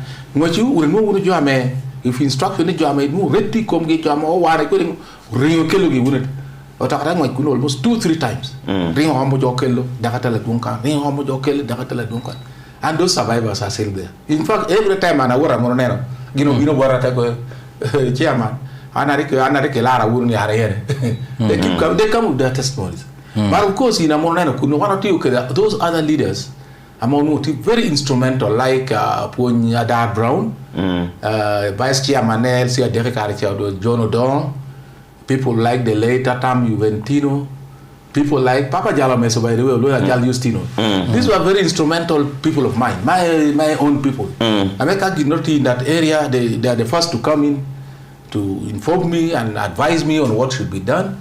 So that time of course, General Neko Jora Woro. Had to jame one bullet wounds tea come gay and no can down recharge tea come you moko ye. That was now on a Monday. Now, what you told me, that wasn't enough. What you told me, I got a word now, a beer. That is now after Christmas. Remember, between that time, one of them pushing for Choya Muga. That's when now Copa Muga now came in. I'm a story made about Bedo Ronda here. But you and I are working another massacre that in Rocabia. Maybe your team on the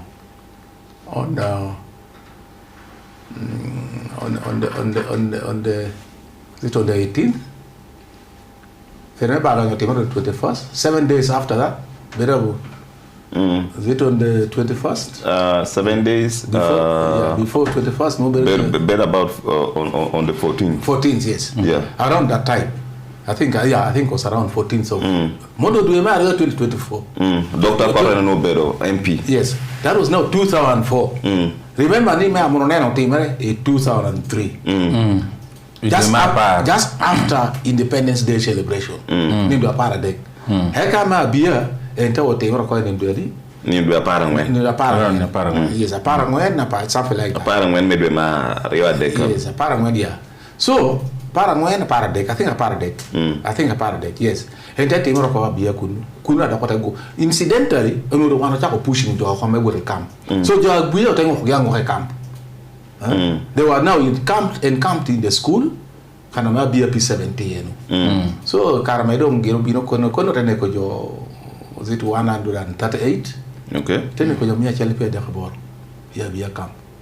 So, a Caramedo, you never joke, no.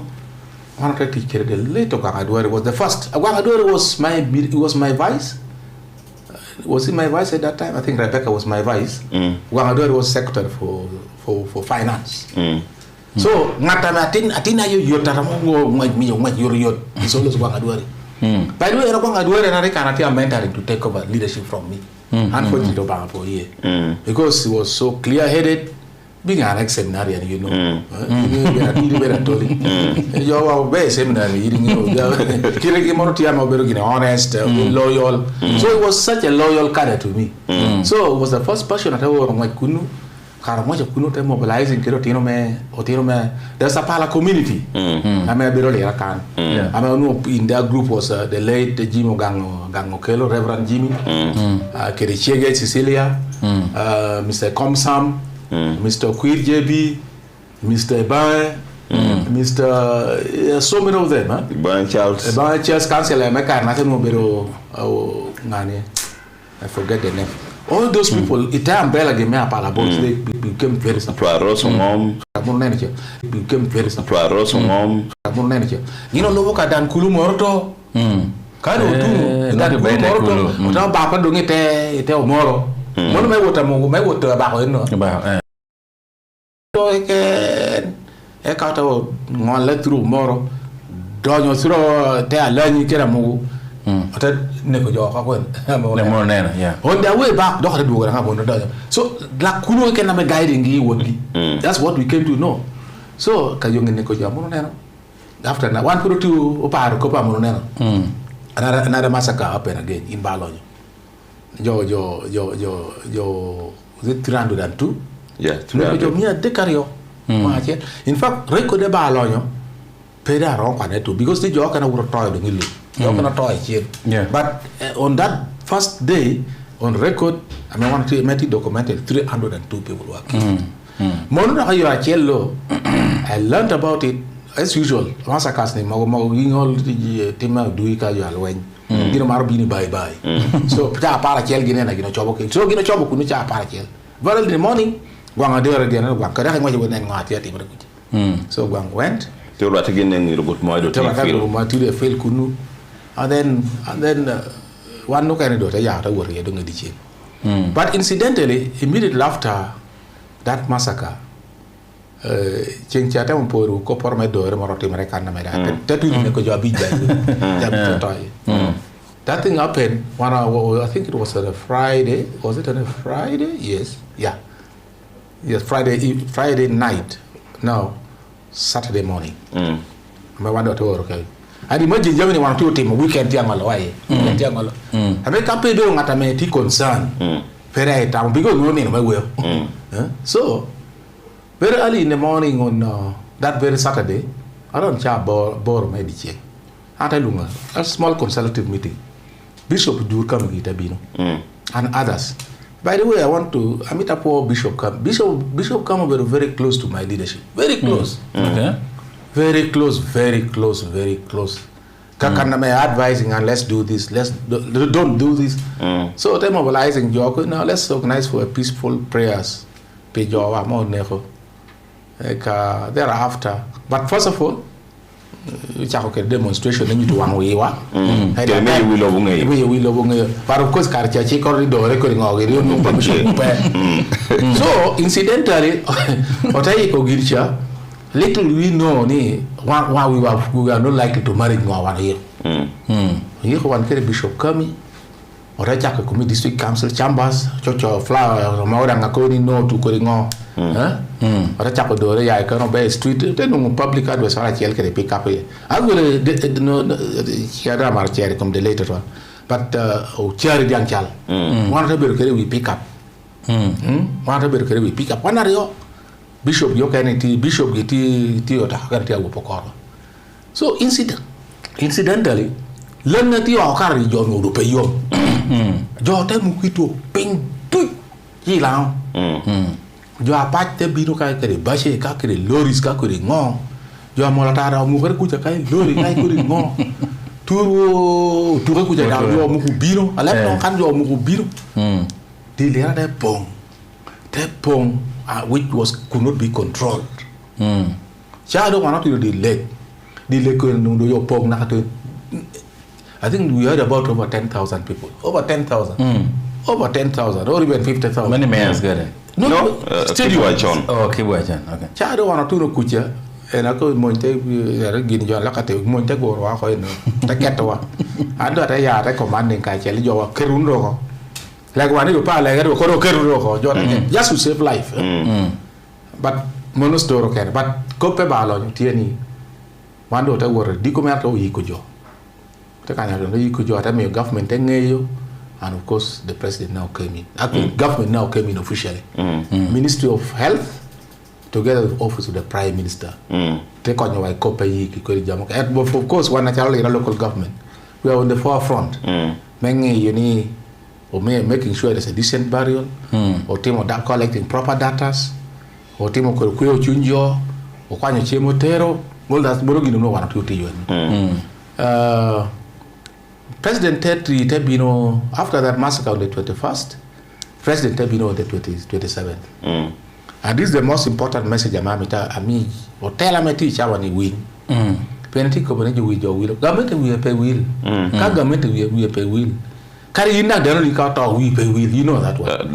Government one of your Dana government, one of your government. Particular government we are all will carry bar to Amati bar lonyo, to better beer, to better query.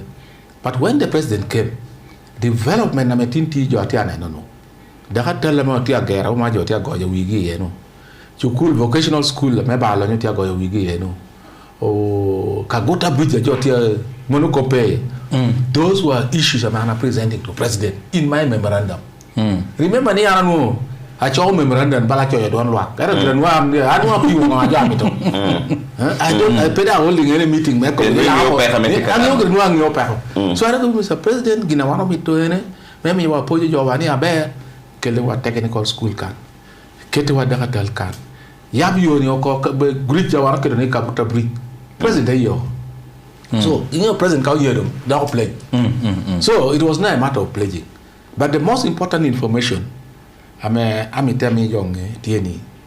When the president came, he was not of the view ni mono lego marajo lego mara ni mirobende. You know, it's not easy to sustain it. Oma elem yine to see council. Ida ibe the secretary for finance. Budget rangoa yine kwa nyemetero wo lego ba lonyo. Mwa. Petit. Your government me directive you take another more coding in your budget. I mean me the freedom to use that money to go and conduct ceremonies melego. Balonyo, a beer, onyo wiki party na mono. It is not there. So the president of Koni, the only thing I'm a gina ba pay no bero gina bear, da bero kar gina major no teacher me po yo moto. Ama bero kelo chukul, kelo dagatal yaboyo. So why I'm driving this point because I winyo pola kar ka tin do piera chelo ramo. Me do mari o ma no go witi. In Wogo with between leaders at Malu, leaders at paying. But of course, Chow can judge politically, which is not very good. Me political competitor. Yes. Carry James Caracel Kerry Power. One young project to Rakuja. Cardano Tau. Yabu Delerio. Chelakan. No, Yabu Chelakan. Liberty Yabul, Papigan to Timama. Nipi part of what? Don't take down. Yes, so okay. The idea, Thierry, let's have these institutions to maybe your poyo more American. So maybe Alon has been successful. That will even urge the current leaders not to struggle. Those institutions are able to maintain. Okay. The same thing what actually may be a actually, no appear me to copper beer. Me beer on a inishi. Na, me beer yin caracel ke Rebecca hotel. Yes. Ame karme yin bel won koma beach me lera e Rebecca be the minister ame law to me Uganda. No. Was vice chairperson, but later also yes. Second time me be the MP no be the yeah, they were the parliament. To do the parliament. It be a program when she was still vice. Okay, very vice. Yes. So, unayo tigere metia beer technical. Ame polo walk. Tamoni ubero megamente part. Kere beer si that mana beer technical. When ame the real massacre. Timerie me wano neno chal matia turu mo paying metia ko. Actually, your town that was the real point. Make when ame yika jo kan team everything like yo maybe pango wa ronko bo amara ka kel beer technical now copa beer technical tiaman there are mentioning yin jo me very instrumental para community now you te jamo kana yin premier gal ko government bara macha me ba lo nyacha no present to government but of course president no para be no work ali ni dushi so what we decided to do as our government now, local government. How could be only one government? President may not come here, and but of course, so in my view, we're government in one way. Yeah, we're government in one way. So at that time, you know, serve on your generating proposal, the community and generate proposal. So I think let them sit down. Together with the community at Tipashu, they generate a proposal. We are going to provide that money. So at that time, proposal men who serve executive or Gulu. At that time, office men who serve office the prime minister was being managed from Gulu. So so I told the technical people, one poro those proposals make a community request. So jama pala generating very fast. Generating that proposal so chukul the first 2 blocks I'm okay in that technical school okay and are pushing for it. Okay. In fact I'm told I'm told Rachel tikuna mo choanya Rachel to joining Rebecca I think and those were done in 2005 I think 2006. Okay. So kita chukul tayo let's begin and that chukul tayo that technical school tayo so I'm happy the government have been taking over. I don't hand up government taking over ochora do punya tikunu principal la do tikunu we don't na do medem so kito cha kere but unfortunately me amono neno dino mi opo no timo kuringo amo timo ra pala na ko no lo no bero majo so I call macho bero chu be ta ya tunga ngata yeah the mountain in school which was easy in school no ticket land so me amono neno delayed because lo no petty secure kan chaka ya petty but also happy ni community me amono neno ni na ko bo adar brown gi o don john gi you know can do you tit kunoni now we mobilizing or type securing lobo or type we okay or type we looking lobo and on their own they will struggle like to with the tikunu. Okay. So school is already operating, a technical school is already operating but it's not still under government. I don't teacher MP mo yera war ni making sure ni chukulu do domaga with your support, with our support can we shall advise him and we shall guide him. Okay. So kargina mo dongo so okay. I think we are moving forward. So I'm not per more pay. Okay, dakika bishele ngecha ngwen mo dikumene tini we ho work da requirement. We ho requirement chat wel ka requirement chat wel to chen otimede ye county cultural credit Franco Ojur. Hadid Franco Ojur currently is the senior presidential advisor. I'm tipa chela onkan kadang eno biro bedo won kom beach melera romo ko bonita msario. Yes. Yeah, Romo Community Sario. And Nuti at the center of Jami Polo Karame, Cop Mengway, Cop Mekam, Nuti, Bernartella me, Tenio Hamor, Poti supermarket, and Loni, what is supermarket, what will you do? For the supermarket. You have a jury bear, Piotino, jury bear, Piotino, Catina me. Tuo otani tuo nerotea tomako and nyo how you because poede ka yo take copy nutrition was an issue so eno you do nyukere wonga mere moro amen so yeti ye ngo giduchuti ye so timi do ngote chako ne nyo hano bere nyo haju amen na supermarket te jo ken pod woro pe ni mi to nyo haju do pe na yete na do pe ti ya west nile nyera te te ni pe ka nyo haju bere ko mene ni Kiri ni wala ngi te no ni meno cho no jur ngom ergir no daro ngi ngo en ti mitto kati moya so ajemi ata mame per worweo no producer watia wote yobo kado itikede ape nyor keken alubare kede ngwame welwa chairman lo ko ye iramo keti comment section pe una metine no YouTube cho ape nyino ko e comment section ka program anti ama wote tum no wano bino kwano enter mino eno nyokati ginora en pe okobo ada ita minyo kodok meta merie yinda wando tikeri gina mo shopping kan me akobete chawa pe biriye yiwa kado mi chairman bet kana hetino party ko do biru to momot kaino beru kedi chawa medu studio kawana do ko me chato wel binu mede meno keneto gina chala me wano binu lo yeda pola jo ngiyoni ke beru presidential advisor yin mi rata ke president dan te jo ken nyo gamana balo bala joni kelgir balno tere president nyoni en yini beru presidential advisor piene la kan wanto kere jonno o tikere ko de wunya Paul tikara kel kede dit Franco Ojur tikara kel kede dit Sam ngola unu pango ka resigning pango anu chikobe merno por neno mwacho kedo to hanu tikara kel kede dit Dano Mabo Francis Opio Dano Mabo o tikara kel kede Adit Levy o Korean la ko beru ena beru assistant presidential advisor, something like that, but I know near Adit Levy committee kere jo kene chao kene ame wan poro beru kere kara menge nyingi dushu anatia pioneer man James Kopa me teacher of the president. Mono wa wek beri. Wek po rubi ngwa na bidi.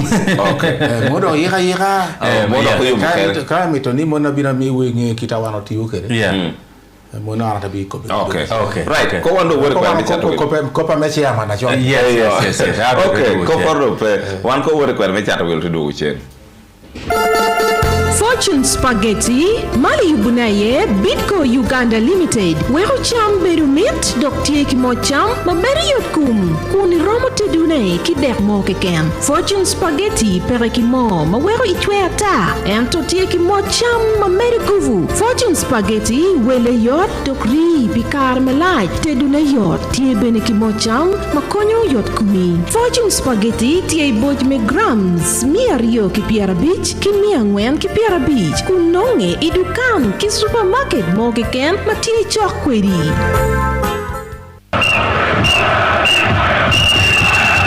You used to ask me why I can't stop supporting Arsenal. I told you I can't stop dreaming. Dreaming? You're winning nothing, even after leading the league that long. Are you the one top of the league? Relax, my guy. The way we are winning constantly, we are pulling you off that top spot. Come rain or sunshine, this season we might win both the Premier League and the Champions League. Hopeless dreamer. Enjoy the excitement of the Premier League with Kagwira Wo. Now, betting is very easy. To bet, dial star 185 star 5 star 3 star 2 ash for Airtel or star 165 star 4 star 6 star 4 ash for MTN. New users register under option 9. You can also visit www.kagwirawo.ug. Bet with Kagwira Wo today and win big. Kagwira Wo is regulated by the National Lotteries and Gaming Board. Bet responsibly. Ole pour ber, pour cardon ber, cabo pour carmumo. Ah, adiep, inu karango ber di bor pour woke. Omina ye poi, ibirimi atama wika koria lar pour Farmer Center. Adugi merdo ni winya wur woke. Fede neno. Ana bina ko binya lara pour Farmer Center na ye charo ko original dai wala yorata. Mom chemido binu check total. Chemu check cover. Omia churu kwan, ageru, amanda do hatie nyom. O pour wadwa, chedembe ende winyino. Alaro pour Farmer Center team michere kira do primary midtown clinic. Tina macheli chawani chatukori. O yabu dang jangya ditu kena luol road. O primary kana bookshop do rade ye wako. Kori unyot kunume wewe. O ti nywagi 777. Ke echibazoka uwere mere weng. Kori cabbage tula birnya nyatungulu. Watermelon bala yas penyas ba. O ti fertilizer chekuchem. Yen wangu lumkere medo. Yami pour duti bimi yalara pour. Go chimpi ngechu kena yalara pour eno primary midtown clinic. Ina manota bira biche ya laboro. Angwena biche deg. Aria bongwen. Unyo ido hagi ulwol road primary kana Ricos lo bookshop ti yeche na manota bira biche ya la beach. Abira biche ya la biro. Abira big note.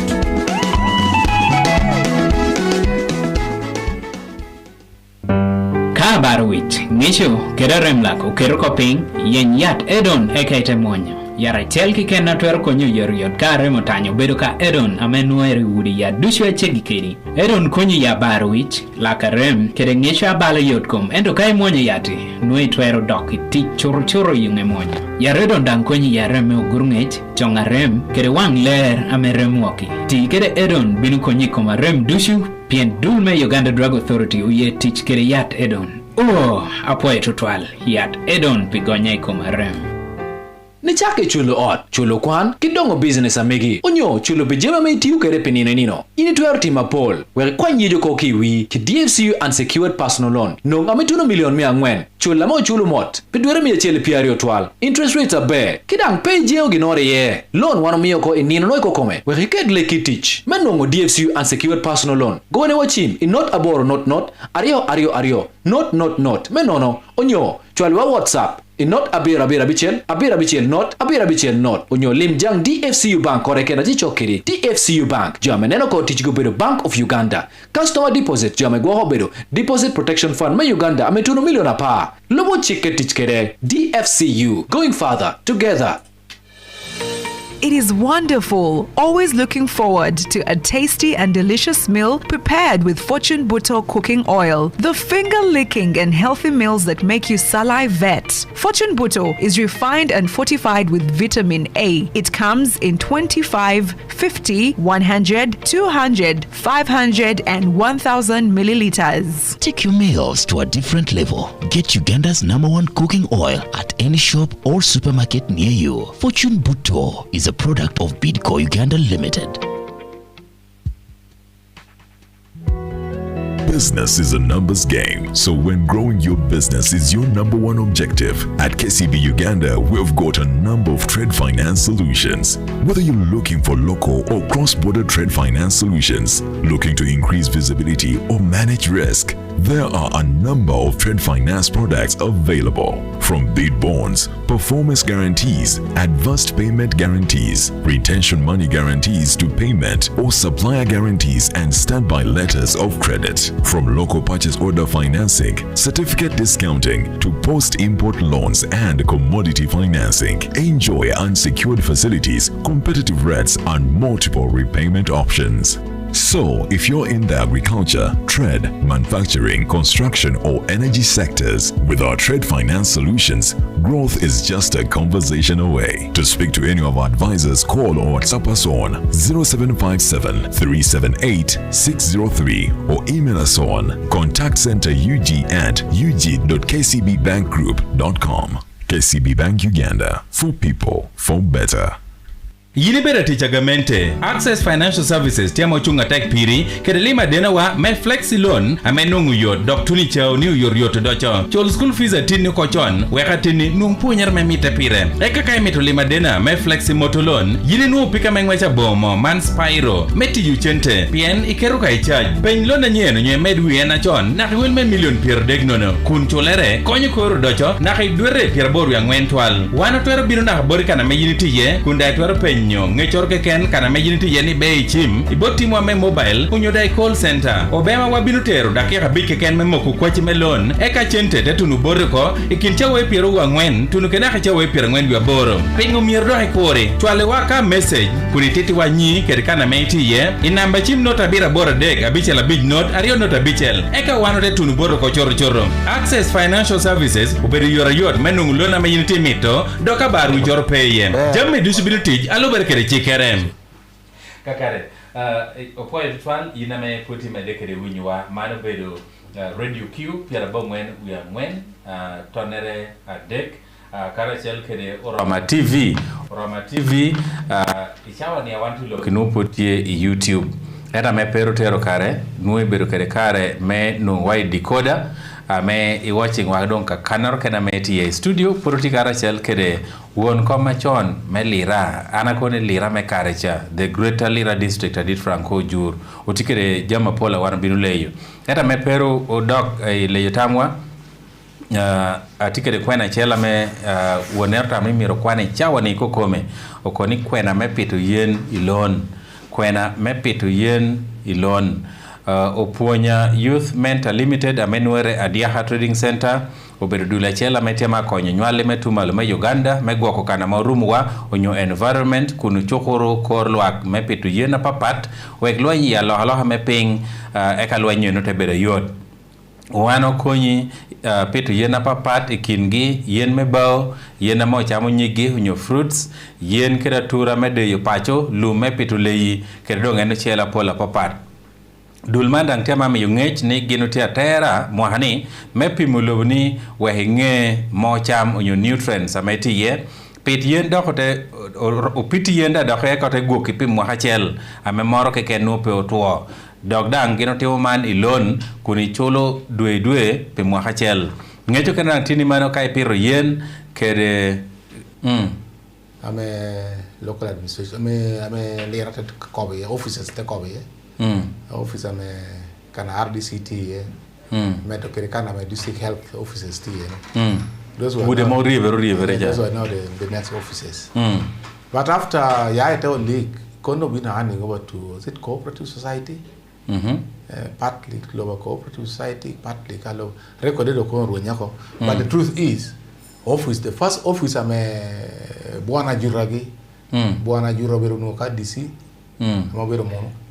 Kere mun no kana mo bero tala wa. Kino chako office gi kun. Yo nge ya tu aki remember na winyi dai ti ko bu history ngorani. Le rano mero betu tu na mbieso we. Ama be na riam je kuno. Tikel jo le rakan. So kito chakare kede. Ota yinati neno tinati aduong wurin to mo gere hien. In fact hot to no man and no Lera district no. Plan had a job from Nairobi. I think got a chako gere I think 1956 57. Karamota gere ke auto.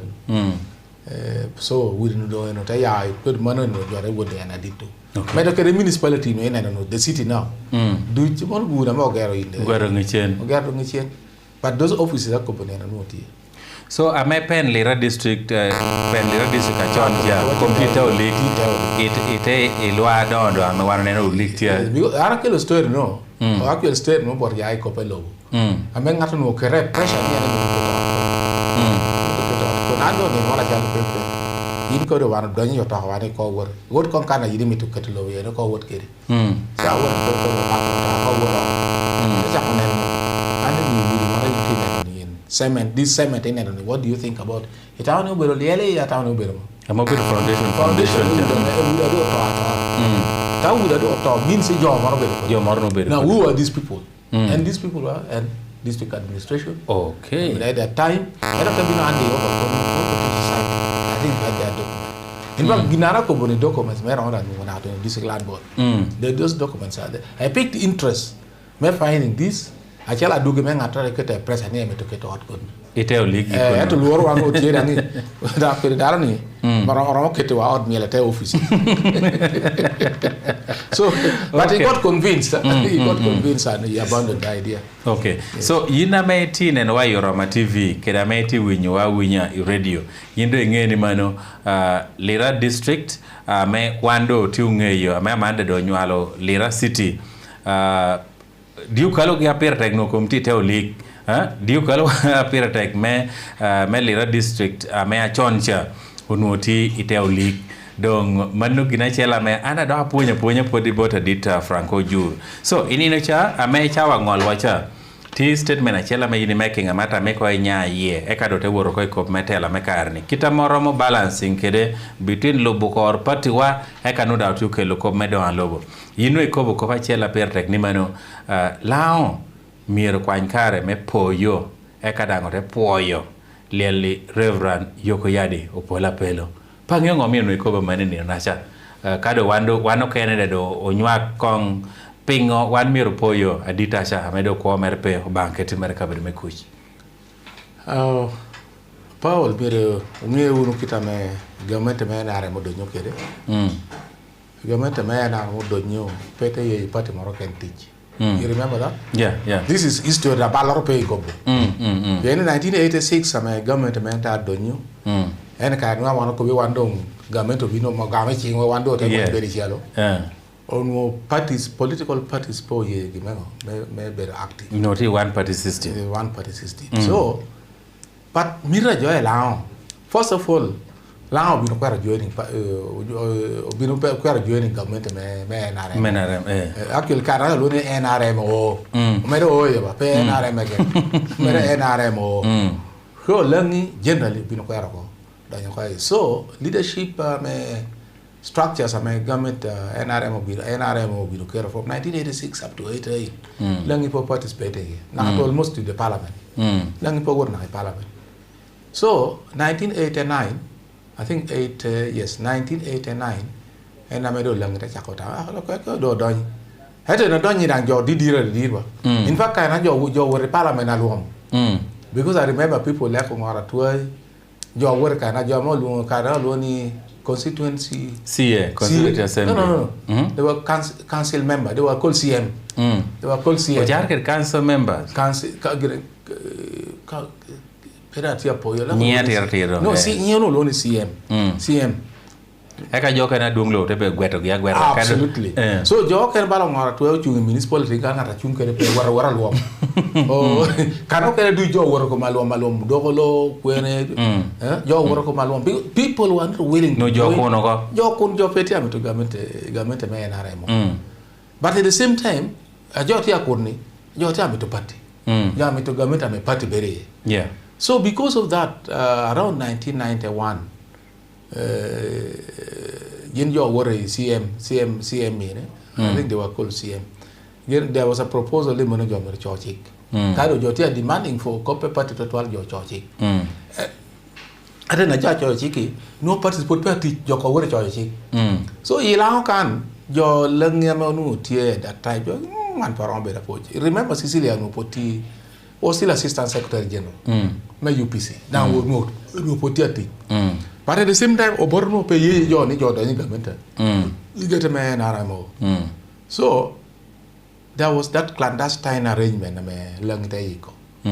Okay, one parent better organized. We need to get organized. Can you pay anyone participating to politics? So, Jotati mo consulting of Pola Pelo, me a go your Pola Pelo with your will carry, or Pola Pela Chalo Reverend, and he had even retired. 10 years hosting your tour. I mean, it was even very risky. There are no cheap petty hearing political activities. So, Pola Pelo, they organizing Gamojo, Heto Gamojo, Balaja were Lego. Your work by your Lego, and no group of meeting. So that's what happened. So, ideally, any year hosting Joe, a Kajota Beruture. Lango became very organized. The only time Lango became very organized, no Carmen to Pola Pelo. A dog committee. That's the only time Lango became very Lango Cobo Leva Chiel, Copa Chiel, you take what Carachel. That's why Pola Pelo is very important. Namachiel, any year, Joe. Beruture. I mean, who are not sacrificing himself. May hosting that kind of meeting. But I tell Reverend.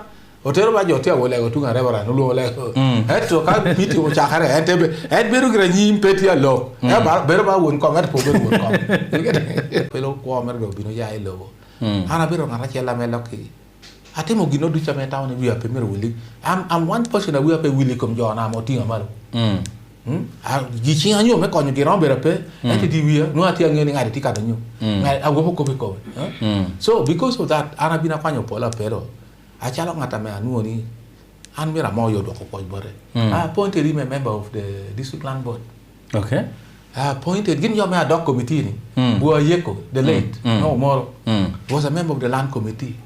Papa Lipa Kali Napatal, he was a member of Mono Guinea. I don't know any let me give them this position.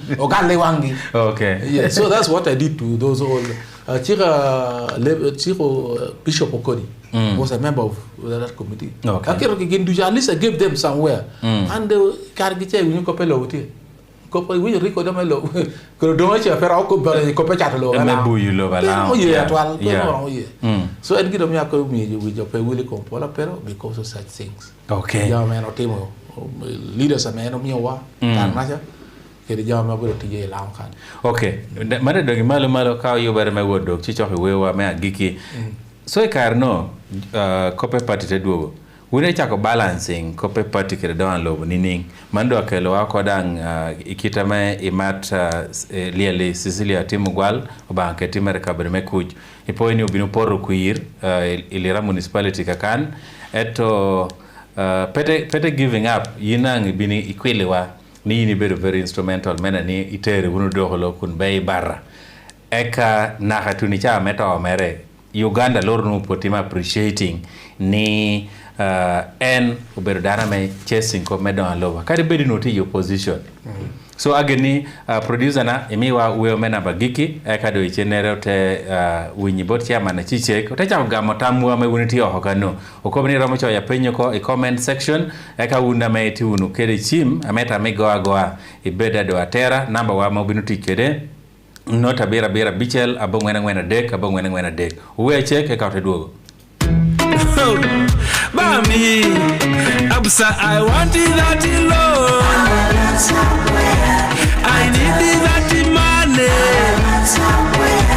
for growing my business, for buying my house, to expand my fleet now.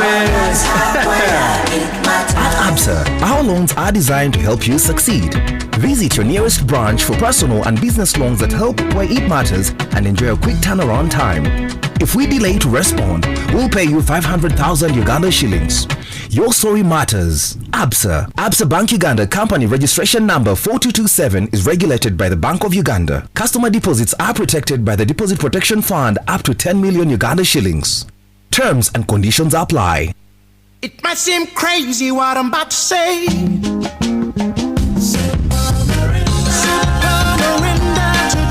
Show your smile, please. No one smiles back at you, so come on, smile, please. Not Merinda ni were pop yum twin. No Merinda fruity, pineapple, green apple, onion orange. Mari, no mete, fonty pop yum twin. Dear, dark no milliliters, me a ducky piara there, me a beach, get you a liter, ayo, me get you a la corima petieni, Matia milliliters, me a there. Yum twin, dear Merinda, mokaken. Mirinda, smile, be contagious. Spread the smile. Ulismat, welu jami machata tushu yira. Long neck, yin puri win la tabo. Ankum da ko ko ina nani. Eno mi ober me we lepo to chata genne. YY Electronics, ame tu yira jog lane. Inget Sunset Restaurant, Lera City. Gin jami gidoki kamukam. Pekom ni kamukam. YY Electronics, charuka uriji, chake chima burana local load waka guago batteries. Battery chim, headsets, earbuds, karipoke, screen guards, card readers, memory cards, flash disk long, top plugs, chargers my iPhone, naga type C, tower clips, jama papat, otie woofers a coca loyo, TV screen, inches of papat, sound pins, blenders maybe you juice, fans a kill yame korot, naga ena chuan diot, iti winyumene. Idiru tutual. P match link to Cheriswala, wires GT sizes of papat, bulbs, conduit pipes, adapters, junction boxes, MK metallic, kede plastic, bulb holders, kune long, Dow Charlie wholesale retail long, with the will kunu, work pay chocolate torgom lone. Ulismat yin kari go him home. Welu giri jamu originally YY Electronics. Itewe ko jobiru kwa le jami du. Karu kumbe pe penyo. Kwa jigi chibi nora bira beach ala beach. Ariyo boro. A beach ala beach. Unyo. Nora bira bora chel. Abongo era beach el not. Abongo era bora beach el. Wek da wotigi. Ni chake chulo ot, chulo kwan, kidong wi, ki DFCU unsecured personal. Ame nut puri chani uti YouTube. I channel me Oroma TV kokome, kare chekere YouTube channel me Pierre Bongwen Bangwen, kede tonere adek QFM. So, kede yora ngoa gendongo lwanyo, kede the late Cecilia Atimugwal, amedo wano luoni atat Cecilia Atimugwal, na haituni karame kwa mere Uganda loro porbero kapoyo liya limat Cecilia Atimugwal nibero olwanyi kop medo anlobo. Ento, enu guri merti actually opposition.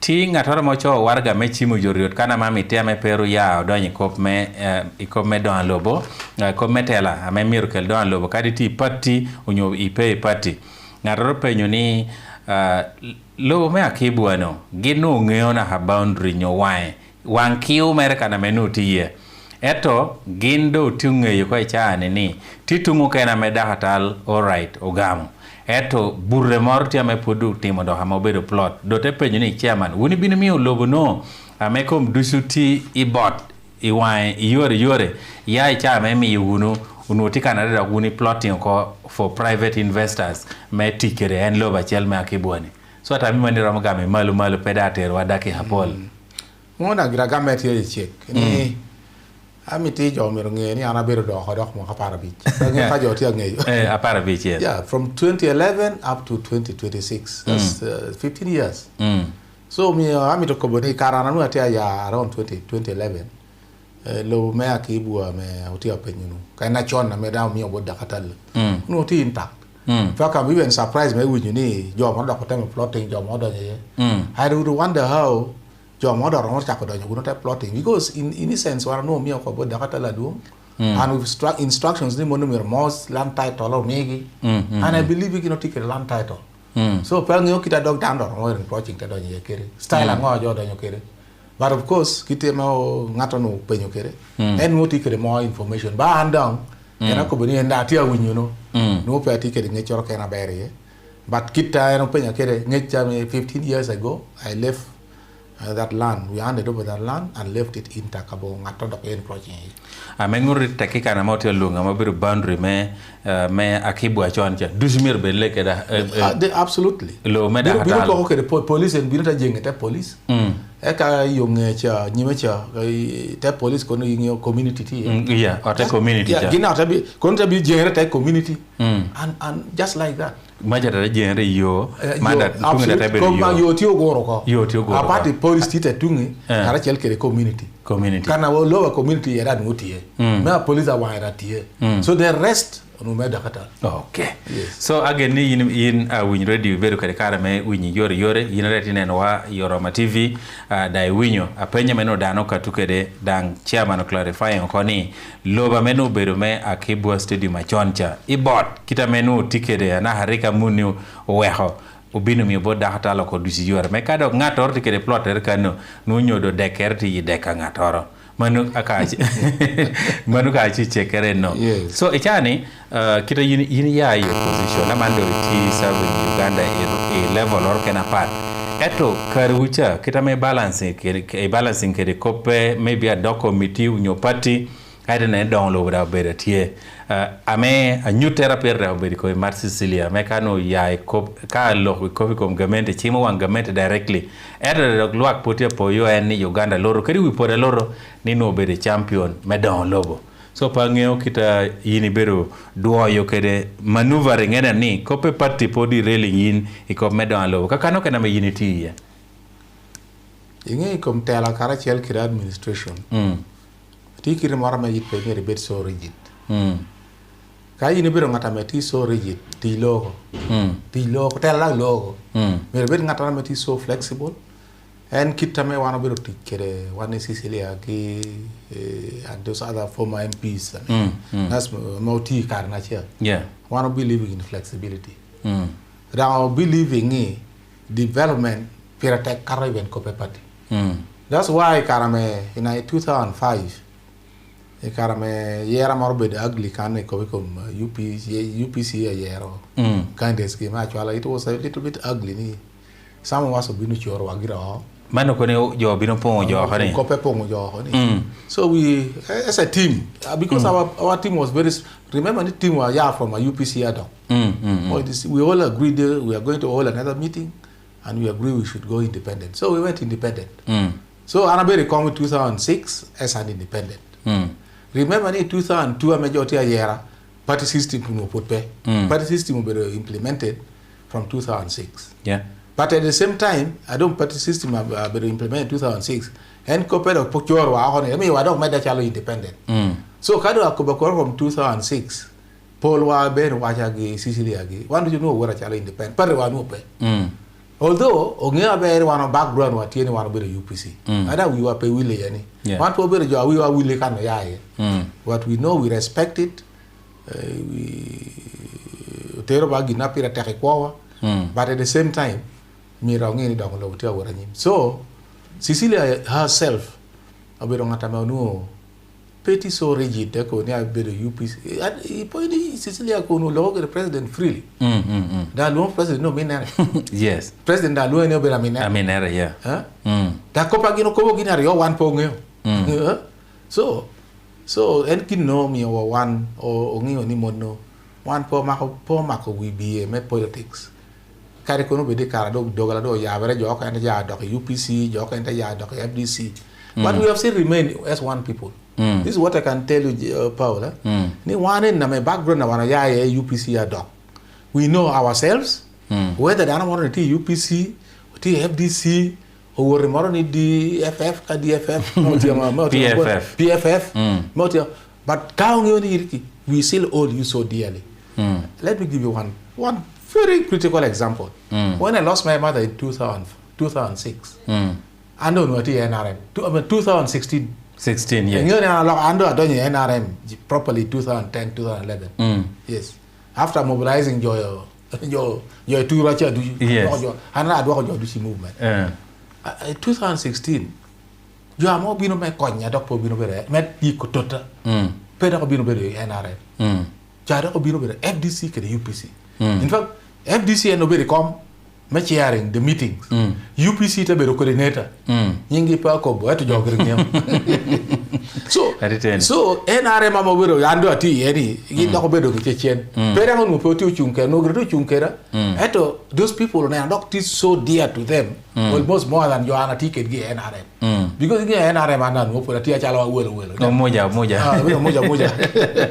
so umio up to today and we are will come your tea parties okay and I don't in fact I'm despising them. I don't even talk bad about them because again politics over politics very bad kana ti NRM ngame po ngati kina na bero NRM ke UPC onyo ke FDC onyo ke PFF we are one people one miro ti ke ko pe party kai cha me moyo kwi ta ke kwi ro kar top party wa miro be development party wa miro be development en gina me mio waro bero waro that's why Cecilia kitanino ti ko bokere remember ni Carmen Cecilia do kuire no balle kana wo ma ko Cecilia do no she's so disappointed because he has been very instrumental in the city that he pera do no tia ye lokjo tira do ngakemo ante organizing in that office of mine Melira district one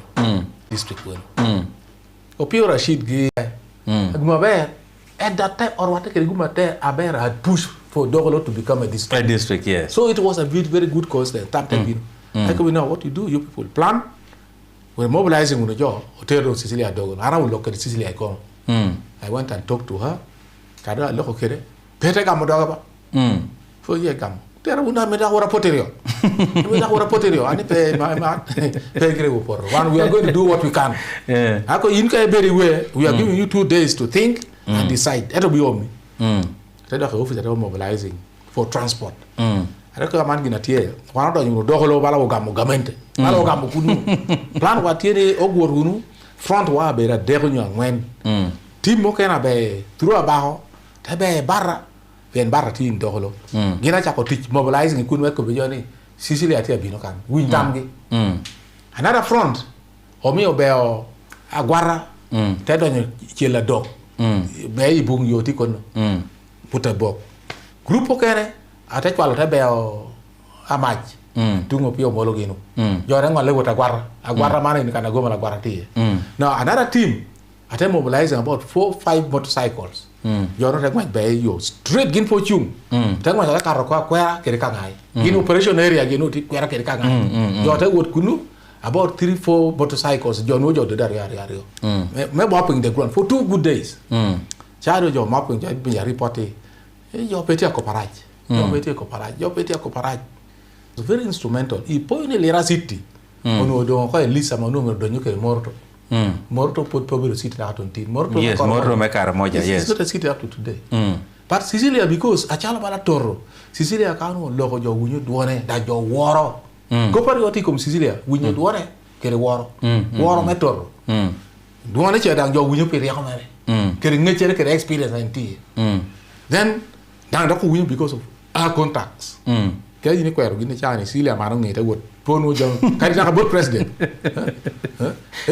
na ka don wano ti utichi Cecilia ko ba ko da no kerwa pien ka wor o tino na ni na yinde ga ni peti go ko ga ba ko big president wa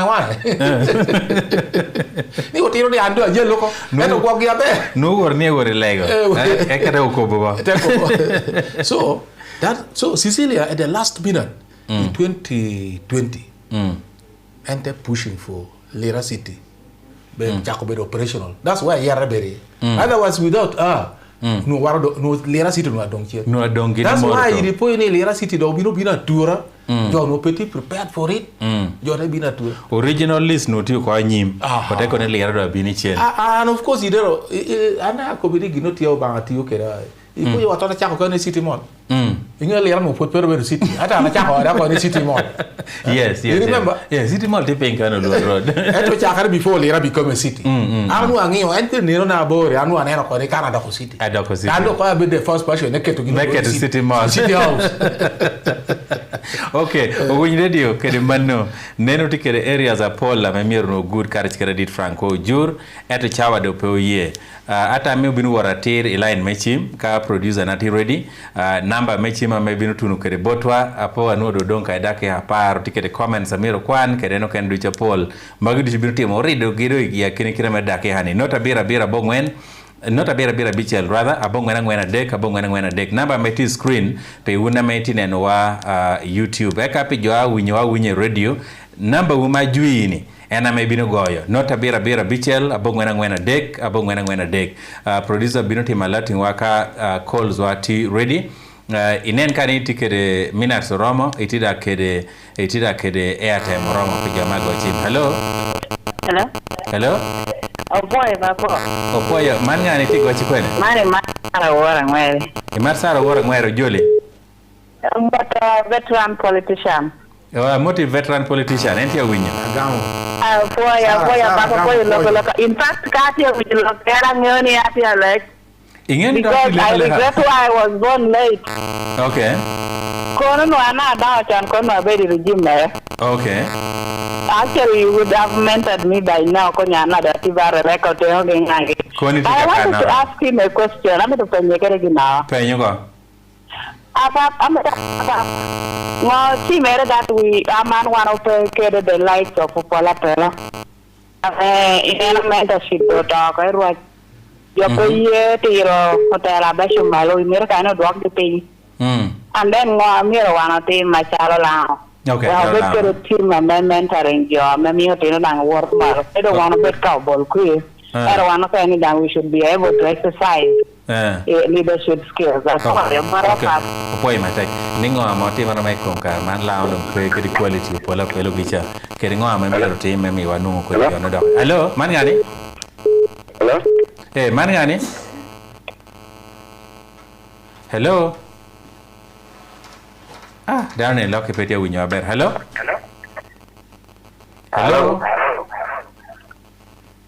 Petia with your bed. Man, I need to go to him. Yeah? My bed, when you're gonna appoint you. Don't appoint you, no. You better go to him. I'm not in Mammy, so Pio Cora. Pio Cora got you. One good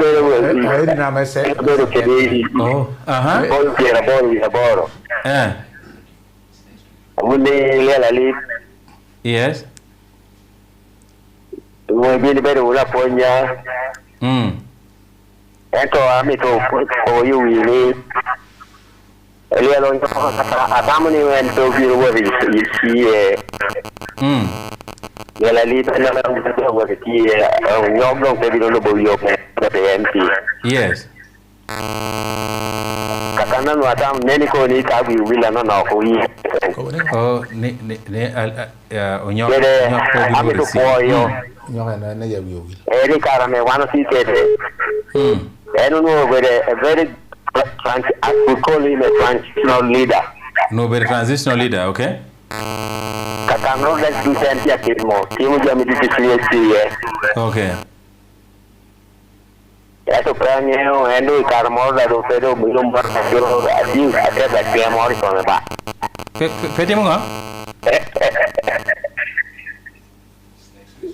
Okay, ready that you record a word burning at a canon. Yanko, you make a watch. Hello? Hello, Maniani? I'm out of Arabella Geoffrey. Geoffrey got you when? Why, I'm from the left on district. Abajo, I left on, okay? I better when you copper wrong Franco Ojur. You are my head. Ramito, I feel like you can look at the German Abel copper no issue. Okay, me up and you go. After your name. I can't it is Barrage and Uti Mere. Come lunch. Make a coronero. Then I team has a team era beer. A beer. And a team Barloña. Oh, Barloña. Every year, a man that do a video of me come up with a president Wame Uganda. Wakara war ni areti ruwa bi. Obinu be okano te kicho nyinjo kunukole tiwame konyu nego. Jogi. Dai ni. Otecho iniwa. Ese dame konyu nego puda kota konyu kado ngubinu ubi yapo. Meo na domuni uwen. Nena me jogi konyu mo toy wa domuni jamigi gino me kwe now yung chachi en duchu ginado kati abete kie okay wa do abete wano miruti acharo warga me kuri wa prepare no gino gurwa onia ko biwa aye dala rebera muta onia kama ko hello sio nenga otia berba man ngani ko chikone asai ni dua ba an ano duani osi atia ko hima bia osi ti gocha bia ko baninga atia me te ko po ko atia da na ba pero Franco Ojur ana da e wa me la pollo en que nyo famor ya wa mo ma no ju ka mo dua concha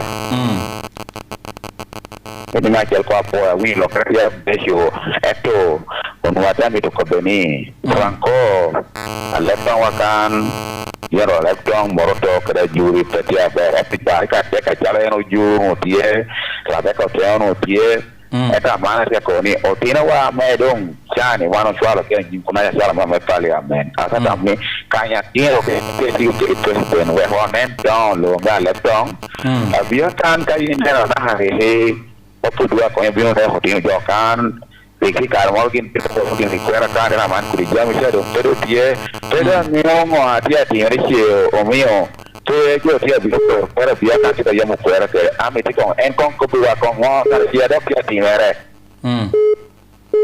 kami gina ana raw tami en con mi wana biara kan me llamo mi fuera que kan fuera yo ver el kuri program dia man te ana pollo ini pollo we jam no mo ba okay okay, ata miko mi kare board chairman me doxe ngome. Tahu de gama ko ba. Hey, hello, man ngani? Man to na man. Man to na man. Yes. Ampala pollo. Pollo. Ametumia po mekelo duongo. Atilao amea donga kwa otingo te karo karra ninyi. Amea pollo ke da maro te la mera carro. O de duong Franco. Amote da duong. Agamo ba? Amtainya kana bera kidi ngamo pasu kiyo nyakere. Ibera ma nyakere. Kwa na becho no. Fana apo yu bibishi pasiati ngejono nok. Amaro felani amaro kiti kwa kiti. Kiti bini ya itela ko lera. Para melao dan ketela melao tabina banga kiro ko atwala inane. Man ko pateni mete bini wenyi wilang ya memar kuchi. Aiti mo jama becho unuishene pe bala tela sapo jirwa ba tingo jombe chunya te teni ana poju dere moro bere le yara kono am tem le tela ni ko beni tela me lera o ponkere sila lechi yuni poju ko po po mi tuguri pien o mir ballo ko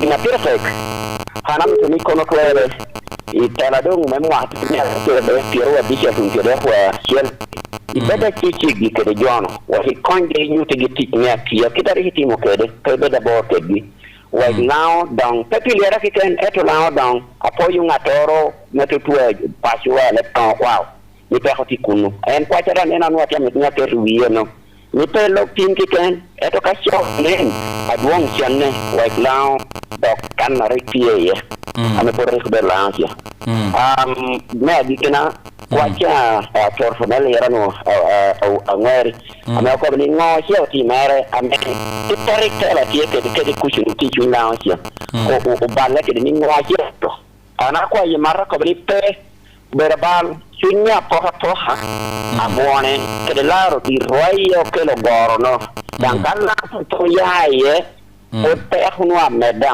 heno wakati kwa ya duongo ni kacha wa men kwa jo do yikarari nalla ko tambi ke de poyo nyuti gi kitari ni kiyo kere apo kwa okay all right poy mate so chawara do woro bala tu ko jametiane wa yorama tv ke da meti winywa winye radio ye ko da poy wi chairman en ko wota chela jama me jobero penyo kan me achel o ya bot sara wora ngweri amena ko ni kodi utela bala li reverend yokoyade pola pelo amando pay lao otwer nungo kodi kornoni ning kita yin chalo yinitiu kare jonno dang pod duoni da pod woro lao cha horwenyi kodi telo no ningo kede da horomo kino wanu luoni Kenya ita ya ko romo Kenya ni ning are cha ko gero kodi tela no kerena te koni en ibedo iguma raj loko nywale chichien kono yini mentoring en kono en ado ti level la Rebecca oteo gicha nywal ka nywale lele dado ka chao kendo pe bedo kede gum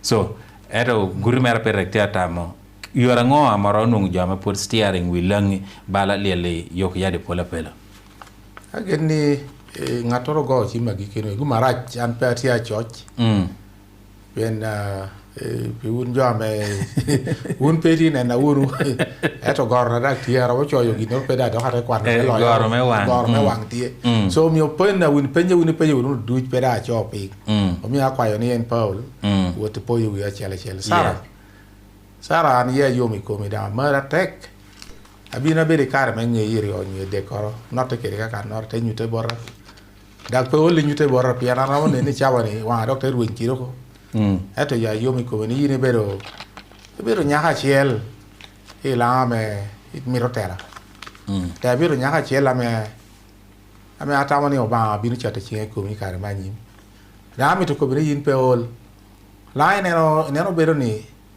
yere pe bin berit met won gummo to alle mi nyuto mirni mi to wore parliament e cartier ma chiel not one gummo to eto pola jo wore parliament close to 80 or 90% nara no chungi rio dek ngwen te kar cheli kado gumitie chungi chiel ma rio ma te kar and so Sarah, I just want to encourage you keep up with your vision eka medde bero kire jo nung chawa ko wan rwate ko wan ko ngi ngo me ro mi kare ma nyim dokatela me timito through personal contact discussions but unfortunately kita me penyo kere ngata no temo gammo ni miro ko chake ngeyo ngo what really went wrong ilango mi don woro pe ko ngo ko tela me o ko ba pola pelo gini per on kato to be very honest ko woro do ha no helang abuano do ha du helang kum jena le woro pe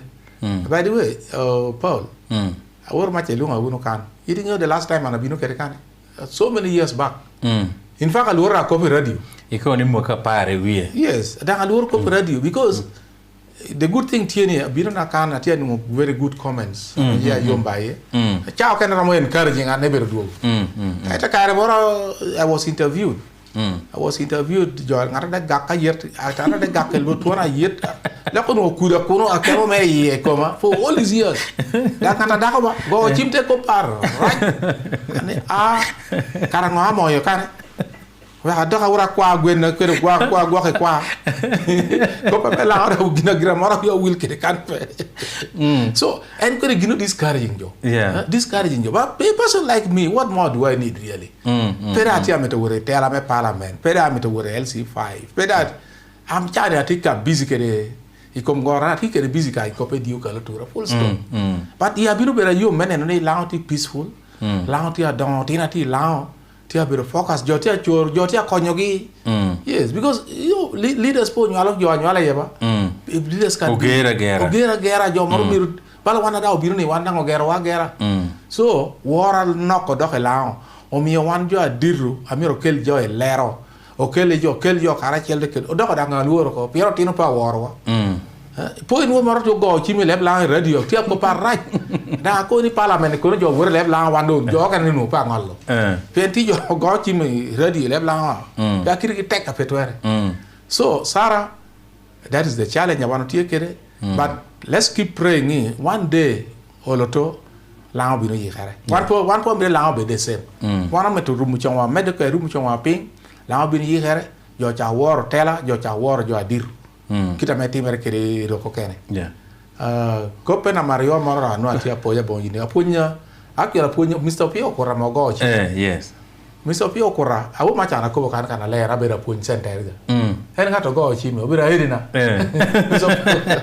Mr. Pio kora obero minna pare Valente opio okay obero minna pe opio kora no min papere pare Valente pia mabero me lobo bishop wa medical theory kan yes me no min papere no it is true near one point one lela lipa tepo one do you work point center of course and panu a be a professional teacher tango mi are ko gine la ke patwer ma ha chele ke ra yo ko ko so hotiro na tie bit there's no need ine kanya ke ni puony kunwo chao ke ti puonyo tino pe puonya pe tie so I left it but the truth is he was my headmaster and I love him so much amita ko puonya duom nena ko ni pe limini ana gorna tie ana jodo tie limado alimama yo ya ko ti ba kija ya yo me go chi mi angio ni o ba ko tie chi le ba tie goki ana mo yo na ma chi mi kan kare pa nu kan ana go chi ba lokki kan lo ko chi me ken kare pe da do atuna nene pe na na gorna tie cha ne an pe da wor ken a wor ke yo mara nu tie ko nye wot so apo ma te ka puon but the truth is gino no ino te mo ko kom ni nga ni ali pe no wor si ina ye wi o will one waka wani that we were agree will eto because aranu ati council already in 1992 apo ni ati ukele Lela Lip was already in the parliament anati district council na abajo one Lela Lip one am organizing kello I remember Minister Morobiro Dakaya says what was he called Bombale Los Bombale and now Bino Yabwa Dakata one Lip was already in parliament incidentally I lived at talk I think 2000 around 1992 93 I lived on letter so young to lip I don't your planning ever remember near lip was replaced by was it by me palaninga when chukule no tea your no record okay bino much later on Winya Moja came to complete term but of course culture parliament no teach side by side can see okay so while Winya Moja no teach see make ku teacher lip then nyoko ta yer we were parliament so it was a nyoko who went for the CA while Winya Moja teacher lip okay and onyoka doctor biro to will CA Tete Kusie and Dr. Yer Bedokodo actually in the parliament itself and that I think in 97 and Dr. Gamo Tete could have Borakene Borakena Dr. Thereafter Okota Alex so that's the history so and maybe you can be it was Lelo Nyok and Amobino what do I see in Lebe Morto I mean a jury couldn't no put petty yes okay next then Dana Mogo Shima Baho take on it Choi Ying or Bertie Kitty Dadong I ticket Kuber Market president your Bebea Cho Yingikin Pashokano every report again Dr. Win you take on it Gin Amocho Yingini Mirkor Hokor Peter Joseph Coin Kotum eka jote du bodgi kedi ngoa mara motimo pirgi ergina tinu winyo ni jo Dominic Ngwen ena menyingido woro ko malro tigini ready me gini nungo konyora mabino so ngoa yini ko biye poloro gina dongu cho nyingi ata keto gini ko kor gini pida kony pangyo ka by the way pero penyon in James Marlem tiam to penya kedi ko peticha advisor the truth is jama bino ta wot paying the local governments one advisors for me kari kore jo amo bino te kara pe ngati acho yin jo nu reporting but I believe it kore jo na pe put piro jama acho yin jo pasu I chalo nye Paris nye villages nye sub county morning no be boto tera I believe it jo be about chairman LC5 nye bot cow nye bot RDC ma lepton adang gindo tunu bala ba ko kunu no do be officer jago ke officer chairman so this would be the right people because I don't have actually na tia winyo ko pecho yo nyinjo no fora winyo na kanda no patia ngai okay so mi opera mo gamo gine ye o mina nyo tu chel woda piatia ne no komi robedo mina robedo woda the thing is we ko tela metia ti chawani enara mi yo enara wo po yo ko pakaran because ko the program ko bino ta be local government eka cho yin jo da ka tie no copis met do dongang bo jo metiati okay so mi kopara ra ko be ya pol no petie eka dana chel tie ko bongo apenyene February ngwane ni ko mi atami ko habar lonyo ko ni lego me bia ni won bini chunga attack to wale won kalchire Rebecca eta mandong tena ni wijote woti wilo ko kede enwe tamni lego me bia no ko mi atimere kare pangyo tamango yinro miyo utela meti kar ni medu kedi government ducha wanchel me wijo pe wil kede neka moti merabia pienen chalo wijo wil kede ko an nena kobo kata ler tama president amero miyo danga chala bala tam ni wan parang obere lego mo the best thing amiro joti Obiro mekelo dongo lo moro kono ame miyo jo poyo ni lengo lo ni amo kelo kan okela chala bala duge ma jo wara be no to borwa. Dongo lo ni parwenyu. Abia vocational technical school amo bino no da bino waina. Pero kaya ko na wot kano gamenda do gamo ko. Daga tela mo kero kanu da ka bere ranget wo yo. Pero kaya wot kanoro. Yo gura mo be o karokere na mo karokere truk ka gota bridge na katono kwangu. Mo jama do abero permanent. So ngata mo go chimi amita mi ngeni mono do bero gina mo tela wo me district ramo yiko ka gina ramo tammo ne oti kede chedne me mi lego bero ma it is fine but the advice is not advisable o mi ara nena ko ni yiro ya bolel to tinyo lel papi e abotin mo ka bindo ka yabu di ma da yabu per resources merkwe so man ga tia chala bala tam eto ka tam ne yabu mo eto modong ti boto tela wo mengi if they have the money. But what I know is government mal pa mi chene mori. Monu gina mira mi ngi oko. E o tebe tubu ke tela wo inono. Wana ti ko gin kan ge peti mi wa unu chene kya kene ka kwaje chene no pe. No nya ka kwaje chene pe yo kelori. Ana bere ko ma ngi what I'm talking about. Macha kar choti ma chala bal gina nyen o me war tebe worrie. Ette chawa na ne ba ta kelti. Guma ber abiera do tike de skula mo ga gyoko.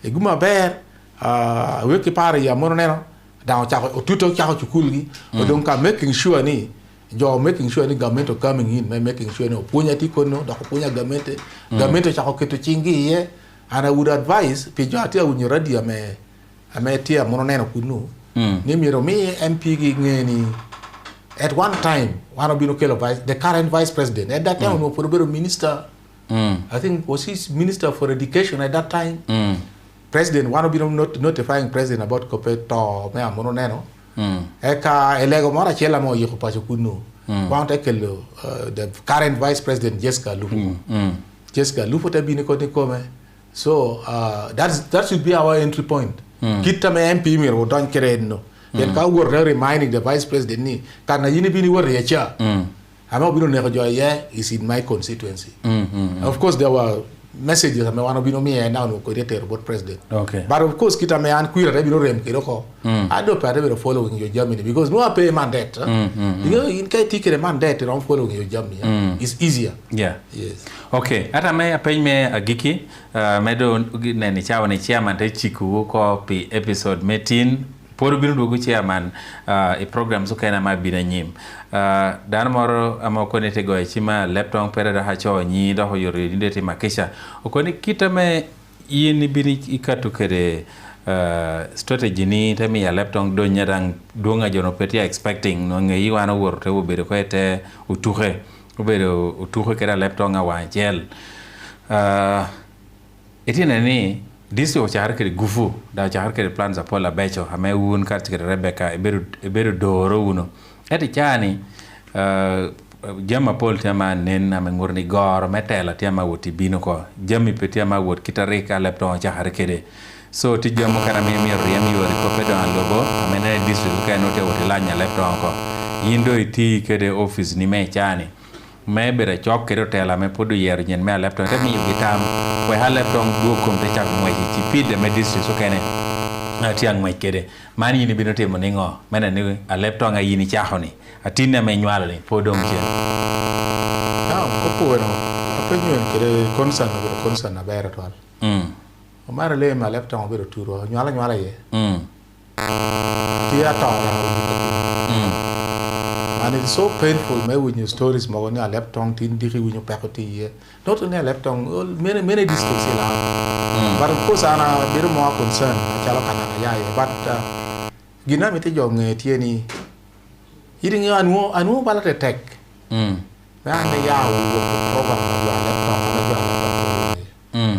it's a little bit difficult because ngene ala bina chu with the level laptop ka kuira gira tere data ya re lingi ti pa ko gi no no ba gira te ko ni pe yini bini ti ka kan but of course permit award bang atongi bala na ti da ka mi la do do chairman you da ka mi do ko ngo ku to no I don't want to do that so it is only until oterama laptop ngo ni ginna mi ro no mo no ka ti gina gino ti o mi to ngeyo mebe kana kongi ye nyo ka mi opinion na ye kare moro Ever since I left on Chakra 15 years ago, I've never been invited in a laptop for any function. Nakatun function the movement na mekao ni NRMT query.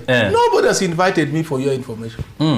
In fact, movement na laptop ana matero ana wura charro. In 2009, 2010, I left on no movement pay. But it surprises me. Ni yikame laptop kaja yiko kare yikame movement. Kum ngarada luar dakarado para perang pe. District council la laptop kere ngo atimara laptop. Jo ama wor kuna na creating teacher. Ka tini bero RDC bero kao bero LC5 bero kanchila without me. Kono nyo district koro pe kano. But nobody bothers me ko chairman ke bidimi wakatam. Nyo elder bidimi wakatam. Nobody bothers. So ngata ma go chimi. I think it may not be proper. Me ane ya te o moyo o di ye dok teacher jo mara me jo po gwara ye. Yo te chi kete kwarti ni ka yiri. Igore nuo jo morti query te bota po mo ame po ngore ye. Pala ramo chere ko minono. Yes. So en kina na ati avoiding no but chunya kire bujino no mera konya laptop kire tam ke ken pepi ginoro. Kana gino trista ke yoron guiding kire ti uno gini ti uno ni aman. Ko de ginara bina experiencing. This how I handle it, this how I sorted it out. You get it? Comparing notes, you could we will be moving forward. True. In fact, you know, more could be ngatra chalko, but in the chako una laptop ni. Kona ko pay you need documents, chako una file you make documents, chako una laptop tikwe. It is not there. In fact, I don't take the copies, mere but official copies still here district. But kita my laptop chakare it is so painful. Team muze more lo ne ngalo moy otorao. Ako begini numero mo uno yo mari chapo ni mujeri no kele wa nyinga juri nyinga moro nyinga laptop ni eno chapo in our meeting. In fact you are one number very meeting a killer me a laptop better tie jo ati atela laptop chani none of them attended any of our meeting me a laptop doc a district. All the documents nyinga ti yori wow but unfortunately ti jo leo chako kre jami jo mara bini but it would be unfortunate me jo mara bini ngo jami do chako ko wigi te wili jo chako ko some of us would be still more useful Memi yotam. Yeah, but me yokatam. Bala meri me gomala kura. Gomala kura was not there. Modo atero acho do la ni gomala kura kuru kupe. Gomala loy mara beru pente ko ni waro me to gomala kura. No peti. Yes. But that is pushing for development. Yeah. Apoya mate. Win radio yedo we mena magiki eka chairman do chiku otedo loko me chawani. Puriti mede win radio Q and why Roma TV. Florence Nightingale School of Nursing and Midwifery apacho beru chukul ponyo kope Eurocome. O peludo ko emet kome gametine ukwano kope Eurocompi intake mo hatrari piru abichi. Punya nene tipi certificate kere diploma courses ba general nursing, midwifery man ponyo kope chola, medi comprehensive nursing ikin courses ochalem. Pio nyual krediti nu lua. Nungo bala mega mapido nye Florence Nightingale School of Nursing and Midwifery apacho chakareo. Mane be campus gadwonga meti apach. Onyo opi chike uchibere Marel Guest House Yam Road Lera City. Pitino ducho chako binope nunga game Florence Nightingale School of Nursing and Nungu Basari. Mandok da peko soroka kena bon yero. Goya chimuko Florence Nightingale School of Nursing and Midwifery apach. Bay nota bira rio wa bicha la chela dek not angwen. Punyo nota bira rio wa bicha deka bongwen not angwena bongwen. Mano pengecho rembweke loket yo koeto nunge yore. Nuong Merinda ite nuong oyom chuny, nuong Merinda fruity, pineapple, green apple, onyo orange, mari, pohi, ite buonyo. Kayine buonyo, wilobo buonyo kedi, Merinda nuere milliliters, mia deke piera deg nono, mia beach, kere liters ario, me pet bottle, kere dang milliliters mia deg, chopa meto, yom yichoro dushu nuere ka Merinda. Merinda, smile. Be contagious. Annually Uganda Paul, gin war labo medical insurance. Piene gintame welete. Ento ke nena mod. Be beruni kiyot kumadana maingeri miru jenge kumgena peretek. Eno weho DFCU Bank iribegi ki Jubilee Insurance okeliwu DFCU Blue Care. Man insurance yot kum ame konyo pichulu tuwe oho kiena tiyo gwoke odiat. Chulo pinyual, tuwa me pora tura, kony me yot kum ame ogoy chima goya, to yi kere eno kena polata. Pela kabungwen tutumia pierbor we achel, keken mwaha chela chel. Yitwer no insurance ame tunu million mia chele piari yotwal. Wehe gwok kuoni, igwok cheneni, kere gwo hanyimi. Eyo, mandong insurance me yot kum piwan dushu. Go chime nono in not abor not. Ario. Not tin. Wagi chone oko. DFCU Bank, amelansis gitie bacha, not aparangwen, not ario, not abichel, jo amenero kotich gubero, Insurance Regulatory Authority me Uganda, lubu chik metich kede, DFCU, going further, together. Manu Mario no.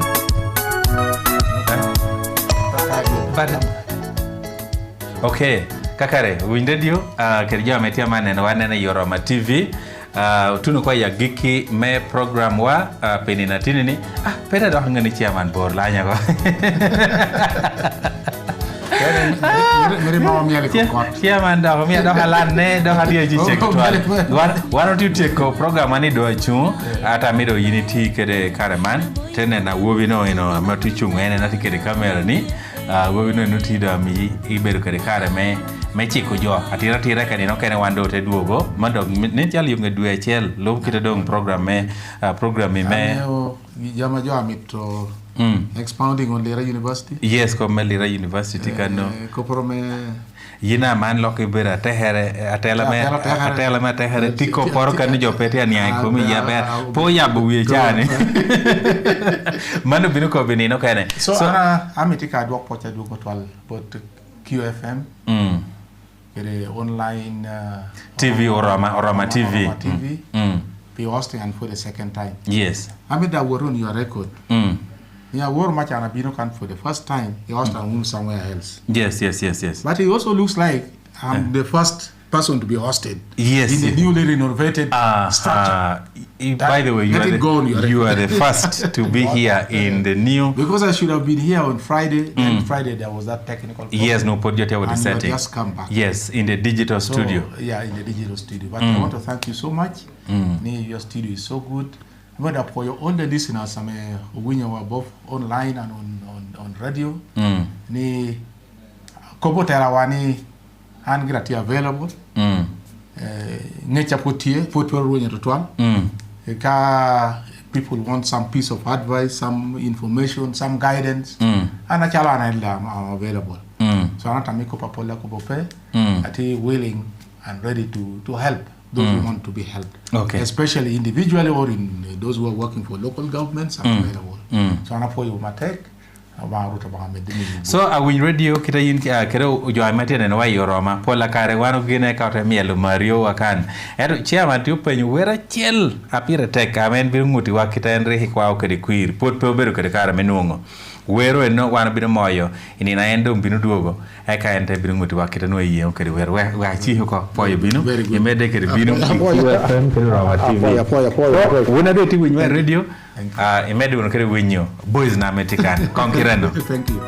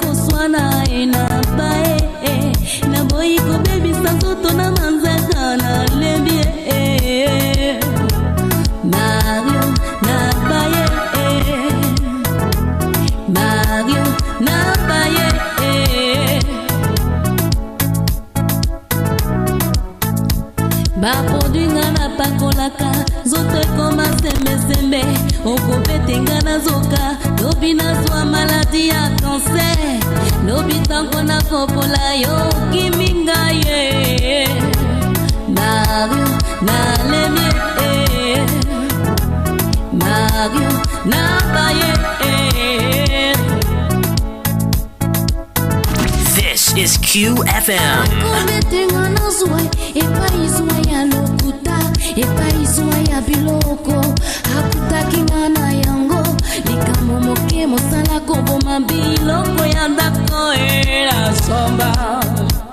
Na